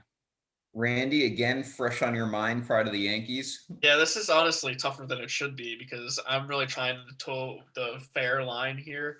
Bull Durham is incredibly rewatchable, and I'll give $1 to Bill Simmons and his Venmo account because I think this is where you became inspired to do this, was from that great show that he does. If I'm just like hanging out on a Friday night and it's midnight and I'm flicking through all the movie channels and I see Bull Durham is on, I'm sticking there and I'm gonna watch and I'm gonna enjoy myself. Pride of the Yankees, it's like I really did enjoy it as a Yankee fan. I love Lou Gehrig's story, and when you're a Yankee fan, you appreciate the history that it comes with. I just think overall, I just enjoy Bull Durham more. I don't want that to be a hot take, but I'm a millennial, the black and white thing kind of affects it for me a little bit here. I'm gonna go Bull Durham.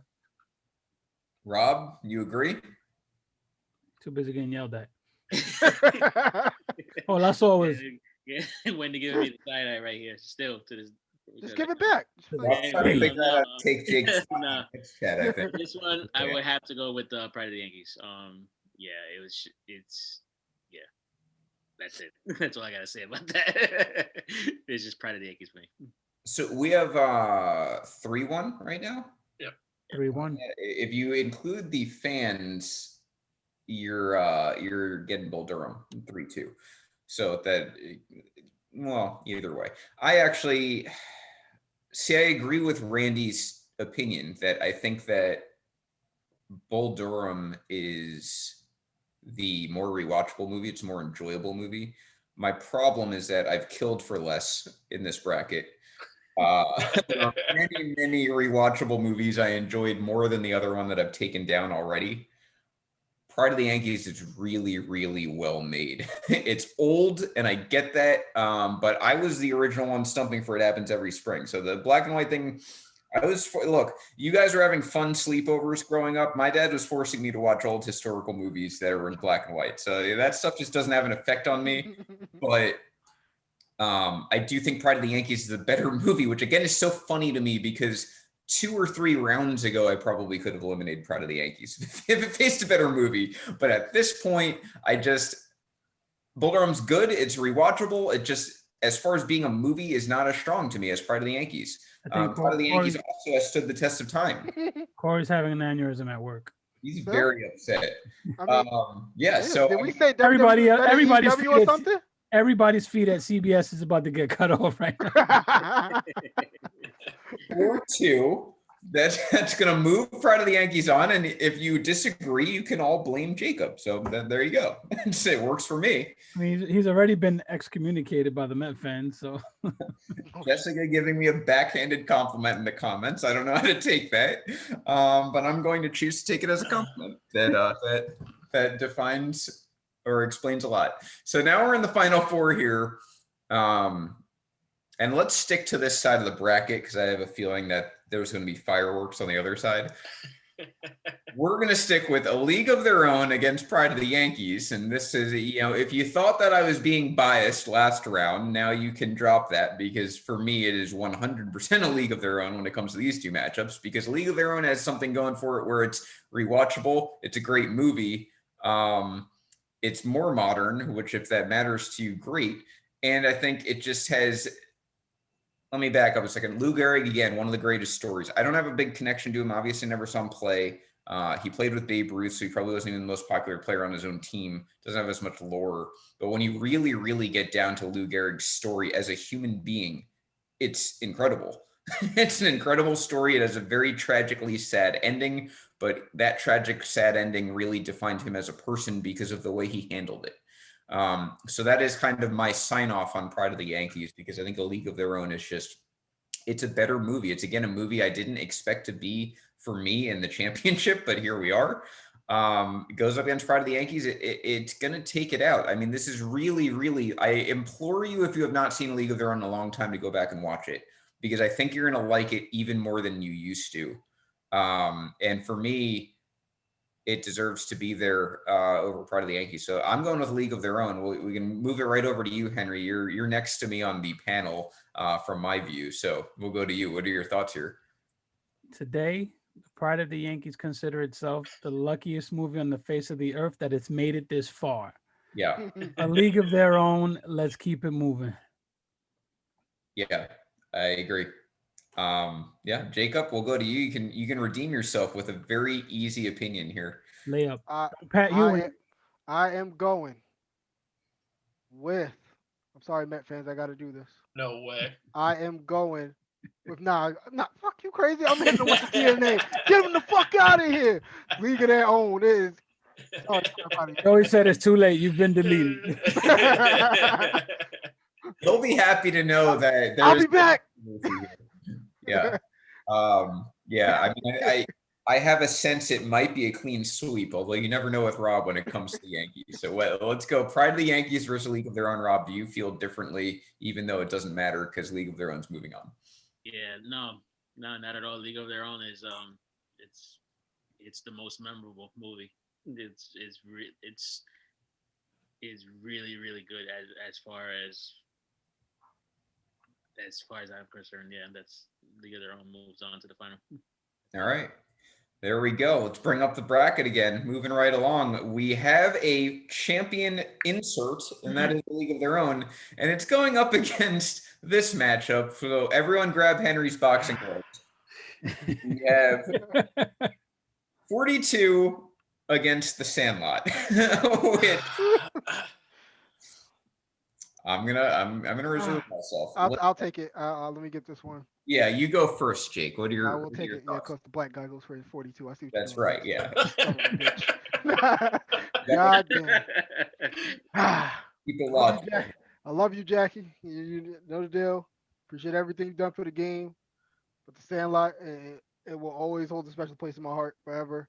I mean, that's seriously the first base. Even though it came out in '93, the first baseball movie I got attached to, and just everything about it. Just even when I watch it, Reminds me of the days of me and Leon going to the park, practicing our game. Don't bring Leon down with you.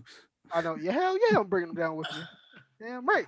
But nah, I definitely, much as I love 42, I got to go with the Sandlot. It's just everything about it, and it was. I'm a nostalgic person. I am. Talk to me about it. My childhood movies, everything. I gotta go with the Sandlot. I gotta move it on. This is like when someone in politics votes for the other side. This is what I feel like right now. It's I like know. 42 is not going to have Jacob's vote. I don't know if it has if it's gonna have a I chance, gotta. but we'll see. No, I think that's very fair. It's and- hard. That's hard, man. It got put me on this bullshit. yeah, well, That's hey, you hard. wanted to start, so I know. It was just I had to get it out the way. Yeah, And I I know hear you. I had to. I'm sorry. Dave Chappelle racial draft. Yeah, yeah. Let's go to Henry. Goodbye, Yeah. fried rice. Hello, fried chicken. The unironic barrier over to the white people. Henry, what are your thoughts on this? Man, fuck out of here, Jacob. I'm trading Jacob to another race, and I'm handpicking somebody from the Wait. comment section.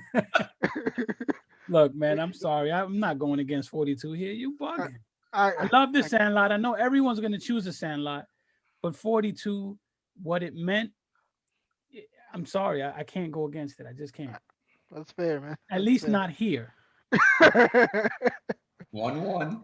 Well, you traded me though. Do I get a higher credit score? Depends on which race I'm trading you to. Come on, you gotta let me know, man. I gotta know how to prepare. The white people have like there's various levels. You got the trailer trash. I can trade you to the trailer Whoa, trash. whoa. Your shit goes down. Whoa, now you're getting personal, all right? Now I live around too much of that, all right? No. I can trade you to the Asian community. Oh, thank God, I'm good at math. Sorry. Let's keep it going before we get in trouble here. New York FCC won't let me be. Randy, let's bring some sanity back here. We have a 1-1 split so far in the Yeah. So, the Final Four, Pride of the Yankees against a league of their own is kind of like when a 13 seed makes a run and makes it to the Final Four and faces a 1 seed and kind of just gets smoked in the Final Four. This is like a 1 versus 1. This is very much two of the great teams that you possibly could have facing off against each other. With that said, I have said it before. I am a journalist. I am someone who looks for great stories in the world to inspire people. There is no more inspiring story in the history of sports than Jackie Robinson to me. He has the single greatest quote of all time, which is life is not important except for the impact it has on other lives. And, we have a whole day in baseball dedicated for, someday maybe we'll all wear 42. So with the impact Jackie Robinson made on baseball is how we've gotten to this point. So I would be remiss if I did not choose 42 here. Randy Blacker than Jacob. By the way, I do think Corey had the best comment of the podcast so far in the comment section. He said the Jews draft Jacob. Yes. Yeah, there you go. Matzo ball soup for you. That's just good, man. Come on. I'm half in the pool, Jacob. So if you need any pointers, just feel free to reach out. You damn right. I'll teach you Passover. Yes. My yarmulke. I saw you nodding a lot there. What are your thoughts here? Ooh, me? Yeah, you. Oh, I didn't hear my. I could turn into New Day. I didn't hear my name. You got For the scared. pancakes. Yeah. Yeah, you're sticking. I'm sticking to the Sandlot. That's my movie right there. The Sandlot. There's no other. Well, Jake hit it on the nose too. It stuck. That was one of the first baseball movies that really stuck to me when I was a kid, and you can rewatch that movie over and over again and still enjoy it. Yeah. All right, so we have a nice 2-2. Comes down to me, and yeah, I mean look. I at least have been consistent this entire time, and for me, Let me mute Vince right here. Yeah, I can see Henry's face like this motherfucker. Motherfucker's muted. Chadwick Boseman is a great actor. Rest in peace. He's gonna haunt you. I cannot speak enough about 42, except to say this: Here it's comes. not as good a movie as The Sandlot. Sandlot is a better movie. It's a more rewatchable movie. It's a better baseball movie. It captures baseball better. It captures life around baseball better. It captures dynamics about baseball in modern day better. Shoot me. Don't fucking. It's Sandlot. I mean, 42 had a really great run to make it into the Final Four, but at the end of the day, now we're just attaching our wagons to Jackie Robinson. Like I said 2 rounds ago, if you're doing that, 42 wins. We don't need a bracket or a discussion. But I'm going at this point based on actual movie quality. 42, as Austin pointed out last week and some other comments earlier, it wasn't that great execution as far as the story goes. I think the Jackie Robinson story could have been better in movie form. That's why we need a Roberto Clemente story to make up for it. Don't try to clean this shit up, bro. Bring Roberto into this.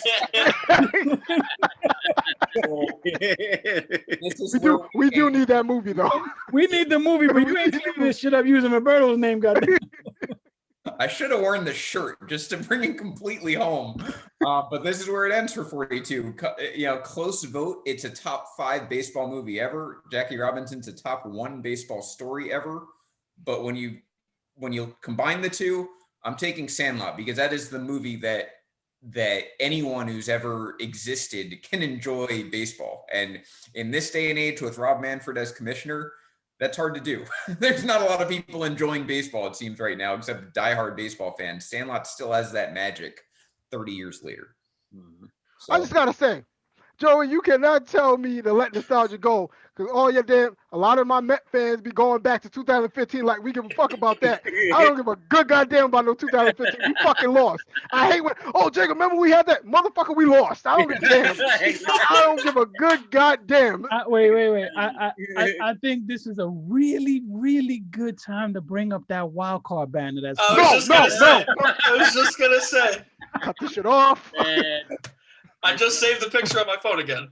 I want to say it's a good time to bring up the wild card banner. I seriously I forgot all about that until I was watching fucking Mets Classic or whatever the hell it was. I looked Mad Bomb mowing you guys down. Yeah, fuck him. But how much footage is in Mets Classic? Is it like 12 hours? That's a lot. It's a lot. Listen. We got a lot of history for a damn team. Well, we had good moments. It just doesn't happen in the playoffs, all right? I mean, they did make a movie about you guys, the Cocaine Cowboys. I get it. That shit is hard. You crazy? Yeah, mate. Best Coke boys in the city. All right. Vince fucked it up, so let's go to this final shit. Right. Dynamic final that I helped create here. It's League of Their Own versus Sandlot. I don't understand. I'll start with this. I don't understand why the comment section has that the Sandlot is primarily a coming of age and then baseball. The entire movie is baseball. Like almost every single scene involves baseball. So why are we going with this premise like it's Die Hard of Christmas? Let's not get it twisted. The Sandlot is an all-time classic. I chose 42, but it's not to shit on the Sandlot. Yeah. I'm not mad about this one. I just want to settle that Sandlot is primarily first a baseball movie and then it's coming. It happens to be a coming of age, but the whole entire thing centers around baseball, the history of baseball, the fandom of baseball, all of it. It even ends with someone becoming a baseball player. Weird take. Anyway. Okay, let's beat the kids down with the women right now. Now, it's women against children. So if you like the movie Titanic, we are recreating it here. What comes first? So let's start with. Does anyone want to volunteer? Because this is a really. Okay. I know exactly where Randy's going to go with this, but let's go. No, you don't know because look, we all have reasons. We love movies. It brings us back to our childhood or whatever. We have personal preferences. You talked about earlier about that moment where you played baseball with your dad and you have the father-son connection. My baseball love stems from my mother. And she was the one pitching to me in the backyard and let me play home run derby and let me reenact the entire 1998 Yankees lineup. My mom's the real MVP here. My mom's favorite actor of all time is Tom Hanks. This is her favorite movie of all time. Every time I see this movie on, I think of her, I text her, and I tell her it's on, and I watch it myself. This movie is an all-time classic. It is my vote. I love The Sandlot, but A League of Their Own is the winner here. 1-0. Oh, lots of nods. I don't like the way this is going. Henry, why don't we kick it back over to you? Going last. Oh. Going last. He wants that tiebreaker vote if there is one. I know he is too. Henry, you think you slick? Rob, let's go to you next. How do you agree with Randy? Do you think that A League of Their Own is the greatest baseball movie to ever exist? Honestly, say he's right. League of Their Own, definitely. It's the historic aspect of it is it's grand. It's way. I mean, just watching the last 20 minutes of that movie, especially the last, that last game, it felt like you were there. It felt like an act, like they really went hard in that scene to like make it look perfect, like it was an actual game. And the way it ended was like, wow. The way anybody could have won that game, and the way how Gina Davis just drops the ball like that to have her sister win it and make her the star, because Gina Davis was already the star. Still not convinced. So, but yeah, definitely League of Their Own. The way the movie was just, it was well made, well made. Yeah. Before we continue here, real quick, Randy and Rob, if you had an empty bracket and if you just had a list of the 32 movies we had in this bracket, would A League of Their Own still be your pick? No. Okay. I think it would have been better 42 for me. Okay, Rob, what would your pick have been? Major League. It definitely would have been up there. Jake, we'll go over to you. We got 2 so far for A League of Their Own. Are you going to go to bat for Sandlot here? Here's my heater. I dare you to hit it. You goddamn right. I'm staying with the Sandlot, man. It means too much. It means too much. I'm sorry. I am sticking with my guns. As much as I love League of Their Own, those are 2 movies I can watch over and over, line for line. Even the song at the end, when they have their team song, that too, and then the whole Jimmy Dugan when she looks down and sees that he died. It was, that was crazy too. But I gotta go with Sandlot. Jacob's an L7 weenie. Oscar Mayer did. Referenced that in the comments earlier. I was waiting for an opportunity to call someone. Sorry. Oscar Mayer. Henry, I'm going to do you a favor here. I know what you're going to do. This is going to make it interesting if I know this. So, again, I look at these 2 movies. Here's where it gets interesting, right? Like, A League of Their Own is women playing baseball. If you introduce someone who's never seen baseball to a movie, it's a peculiar position to be in if this is truly the greatest baseball movie ever. No offense to women, obviously, but it's just not who currently plays baseball. So that's the first issue I have with it just being the top baseball movie ever. Now, if you actually look at the movie as a whole and how it involves baseball, it's really tough to argue against League of Their Own. It's got really great, this hasn't been mentioned yet, the actual action scenes are really good, which is, yeah, I didn't expect that. And it's true though. It's really good. It's got that old timey kind of feel. I think even, we want to get down to uniforms and stuff like that. All of that stuff was done so well for the time period. Mm-hmm. Obviously, like I've said, the ending is probably the greatest ending I can think of for any baseball movie ever. It's got that going for it. It's got great acting performances. This is why it's in the championship.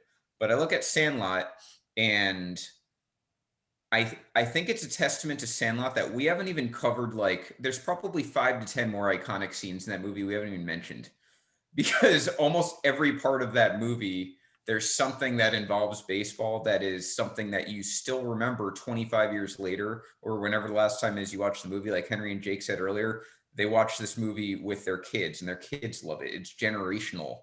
Not that A League of Their Own isn't, but I think Sandlot is to a stronger extent. It's got a lot of different angles. I mentioned the kind of rich kids versus the Sandlot kids earlier. We mentioned James Earl Jones, his comic relief sort of there at the end, and being a former player who played with Babe Ruth. Like, that's powerful, and it's kind of subtle how powerful it is because he's black. It's like, you don't even take those things into account when you're watching that as a kid, but as an adult, all of that kind of ties together. Yes, it has moments that aren't baseball related, like the carnival and the pool scene. Those are coming of age. But for the most part, I mean, even right down to that kid, to the main character hitting his first ever home run. The kid sucked when he joined the Sandlot. He hits a home run. It happens at Babe Ruth's autograph that opens up the entire final leg of the story. That's something we all remember. Like if you were lucky enough to hit a home run in an organized fashion, you'll never forget that moment for the rest of your life. I hit 2 and I never forgot either. And I will remind people that I hit 2 career major league home runs or 2 career home runs until the day I die. That's my accomplishment, right? As a non-athletic 11-year-old. These are the things that I take away from Sandlot. So to me, there really is no better story to capture from childhood to adulthood, the story of baseball. And it, on top of that, involves 4th of July, which there's nothing more American than baseball. And on top of that, it involves every stage of life as a baseball player, from when you suck and you haven't played at all with the main character to Benny the Jet making it all the way to the majors and clearly being the best kid out of there. And we knew it. So that's my vote for Sandlot. 2-2 tie. We go to Henry. All the pressure's on him. For the record, Henry, the League of Their Own seems to be the majority in the fan section. Don't do pressure. We don't do pressure here in the Bronx. You know what he's gonna do. We don't do pressure in the Bronx. Bring it home, man. You know what you're doing. Let's be real. If we did this 20 times, I think 3 of these 4 final movies are probably in the final 4 each time. And I'm okay with that. I'm okay with any of the 3 of the 4. Pride of the Yankees, that's matchup based. Yeah. You know, Major League will always be Major League. It's a cult classic. I said it last week and I said it in every round.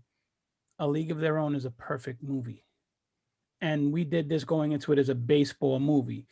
It's a movie that involves a lot of baseball. It involves empathy. It involves sibling relationships. It involves team camaraderie. There's every element that you would want in a movie and baseball. It has great acting. It has great storytelling. There isn't a flaw in this movie, and it involves baseball. And I'll be damned if I don't give my women their due on International Women's Day. And again, we could do this 20 times and we'll probably get 20 different outcomes. Oh, yeah. And as long as you get the same 4 or 5 movies, it's all subjective. We had fun doing this. You know, Corey's really pissed off. You know, but look, I think we have the right mixing of movies, you know, for sure. much, you know, for the most part. I would take out the Pride of the Yankees and put something else in there, but we would do this a bunch of times and get a different outcome, but you'd get the same mix of movies. With that said, today League of Their Own is the champion, and it's fitting. Let's be real. I'm fine with that. They are in a league of their own. Absolutely. There you, the journalist and Randy, man, just couldn't resist the headline there. Hey Vince, anyone ever tell you look like a little penis with a hat on? I'm sure Vince has been told that. I don't know if with a hat on has ever come across. Henry, I noticed something in the background. Is that the new Baseballism T-shirt that you got? Yes. From the Ken Griffey line? Oh, man, I need to get that. I got 2 of them. I got that one and I got the Roberto Clemente one. Got the one with the bubble gum? Yeah. That was the one. I'm waiting on that one actually, and then the one with the little kid watching the TV. That one. Yeah. I have that Yes. one. I need to get that. I love that color so I much. need to get the 8-bit fitted. Yeah, I like that. Yeah, I think with everything said, I mean, a League of Their Own isn't, like you said, a League of Their Own. And today they are the crowning champions, and we should probably change the cover photo in the group. That's fine. I'm very excited, by the way, to post this to the other 5,900 some odd members who have not seen this to see what their reaction is. I have a feeling I'm going to not be doing a lot of work and doing a lot of adminning. But, for sure. I do.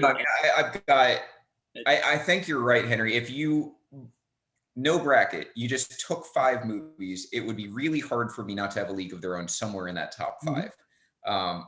If you had told Corey right there. That's Corey.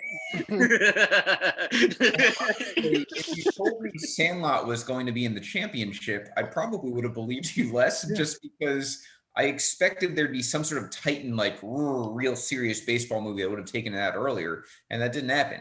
But Sandlot, that said, it like I said, it's got everything going for it in a different way, but you're probably right when it comes to movie pound for pound. A League of Their Own is the better movie. Is it the better baseball movie? That's why we just had this debate. But it is a better movie. It has better acting. It will be remembered forever, time-wise, compared to Sandlot as far as movies go. If I put this in the Rewatchables Facebook group right now, it's going to be no contest. So I think that there's plenty of clout behind this decision. The fans actually agree with it in the comment section, which kind of surprises me. Yeah, I mean, A League of Their Own, I feel confident in saying is the greatest baseball movie to ever exist. And it happens to be on International Women's Day, which cracks me up more than anything. Just the coincidence of it all. Yeah, seriously, this wasn't scripted. It's literally played out. Trying to get the cooler. I know what y'all doing. Played out on its own, which was pretty cool. I can it was tell cool. you, I love it. In case any of you were wondering, I looked at the bracket before the show, and there were I could pick out about 10 movies that I was like, this has a really good chance of advancing, and that really was the extent of my thought process. I never thought about what the Final Four would be. I never thought about what the championship or the winner would be. I was just taking it matchup by matchup. And so I'm pleased the way it turned out. And I thank you, Jacob and Randy, for joining the show. You guys were very entertaining and some really good takes. And the homework too behind this, I want you guys to know, there was one comment earlier where you're like, how can you vote on a movie you've never seen? If you were asked to see 32 baseball movies, there's no chance, first of all, unless you're that one guy in the comments like last week, that you've seen all 32.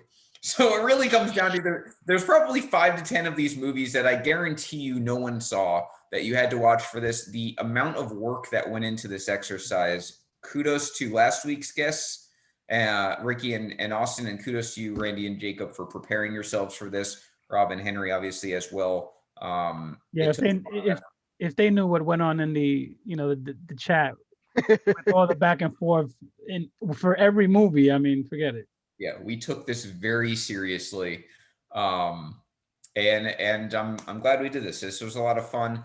Next week we will go back, at least for one show, to a normal Dong City. We have a lot of controversy that's been forming in baseball life the last couple of days. Some really long takes we might have to cover. But other than that, we'll have modern baseball news for you. And then I think 2 weeks from now, this is earth-shattering. Haven't shared it with either of you guys. I think 2 weeks from now, we probably do the preseason predictions. So we should have guests for that as well. That's a good time to do it there in late March. And if you want to be a guest, if you want to have fun like everyone else here is having fun, let us know. Shoot us a message. Slide in our DMs. Make a post. Yeah. We'll work with you. We want you guys in there. But here we go. Jessica, you've been active. I know you're watching. Yeah. We don't get to have women on the show very often. Let's ride that League of Their Own momentum. If you want to come on, man, we'd love to have you. Definitely have Corey on because he's a Cleveland fan, so I'm interested to see what they're doing. Thank you for letting know. We appreciate it. Yep. Yeah, no problem. So thank you guys for coming. The Audible with Randy Hammond, Matt Bushnell. You guys on tomorrow, 7 p.m. Eastern? Tomorrow, Football Life presents The Audible. Dak Prescott signed a big contract for the show. Breaking news before the baseball show. So come over, hang out with us tomorrow at 7 o'clock. We'll have all that. Plus, we're going to do active players, whether they're Hall of Famers or not. And we're going to do best and worst signings in our franchise's history for free agency. So come join us and hang out with us and talk about your crappy football team. Thanks to Randy. I know now that the Cowboys are one of 5 teams this century to have a winning record and not win a Super Bowl, which makes me eternally joyful. So thank you to Football Life for that. So this will do it for Dog City. We have Jacob. When's the next basketball podcast? Yeah, Jacob, you on Wednesday? You're always forgetting about us. We're taking, because it's the All-Star break. We're taking, this Wednesday off. We will be back next Wednesday. Me and my guy Leon Tompkins, aka Michael Taylor. We'll be back.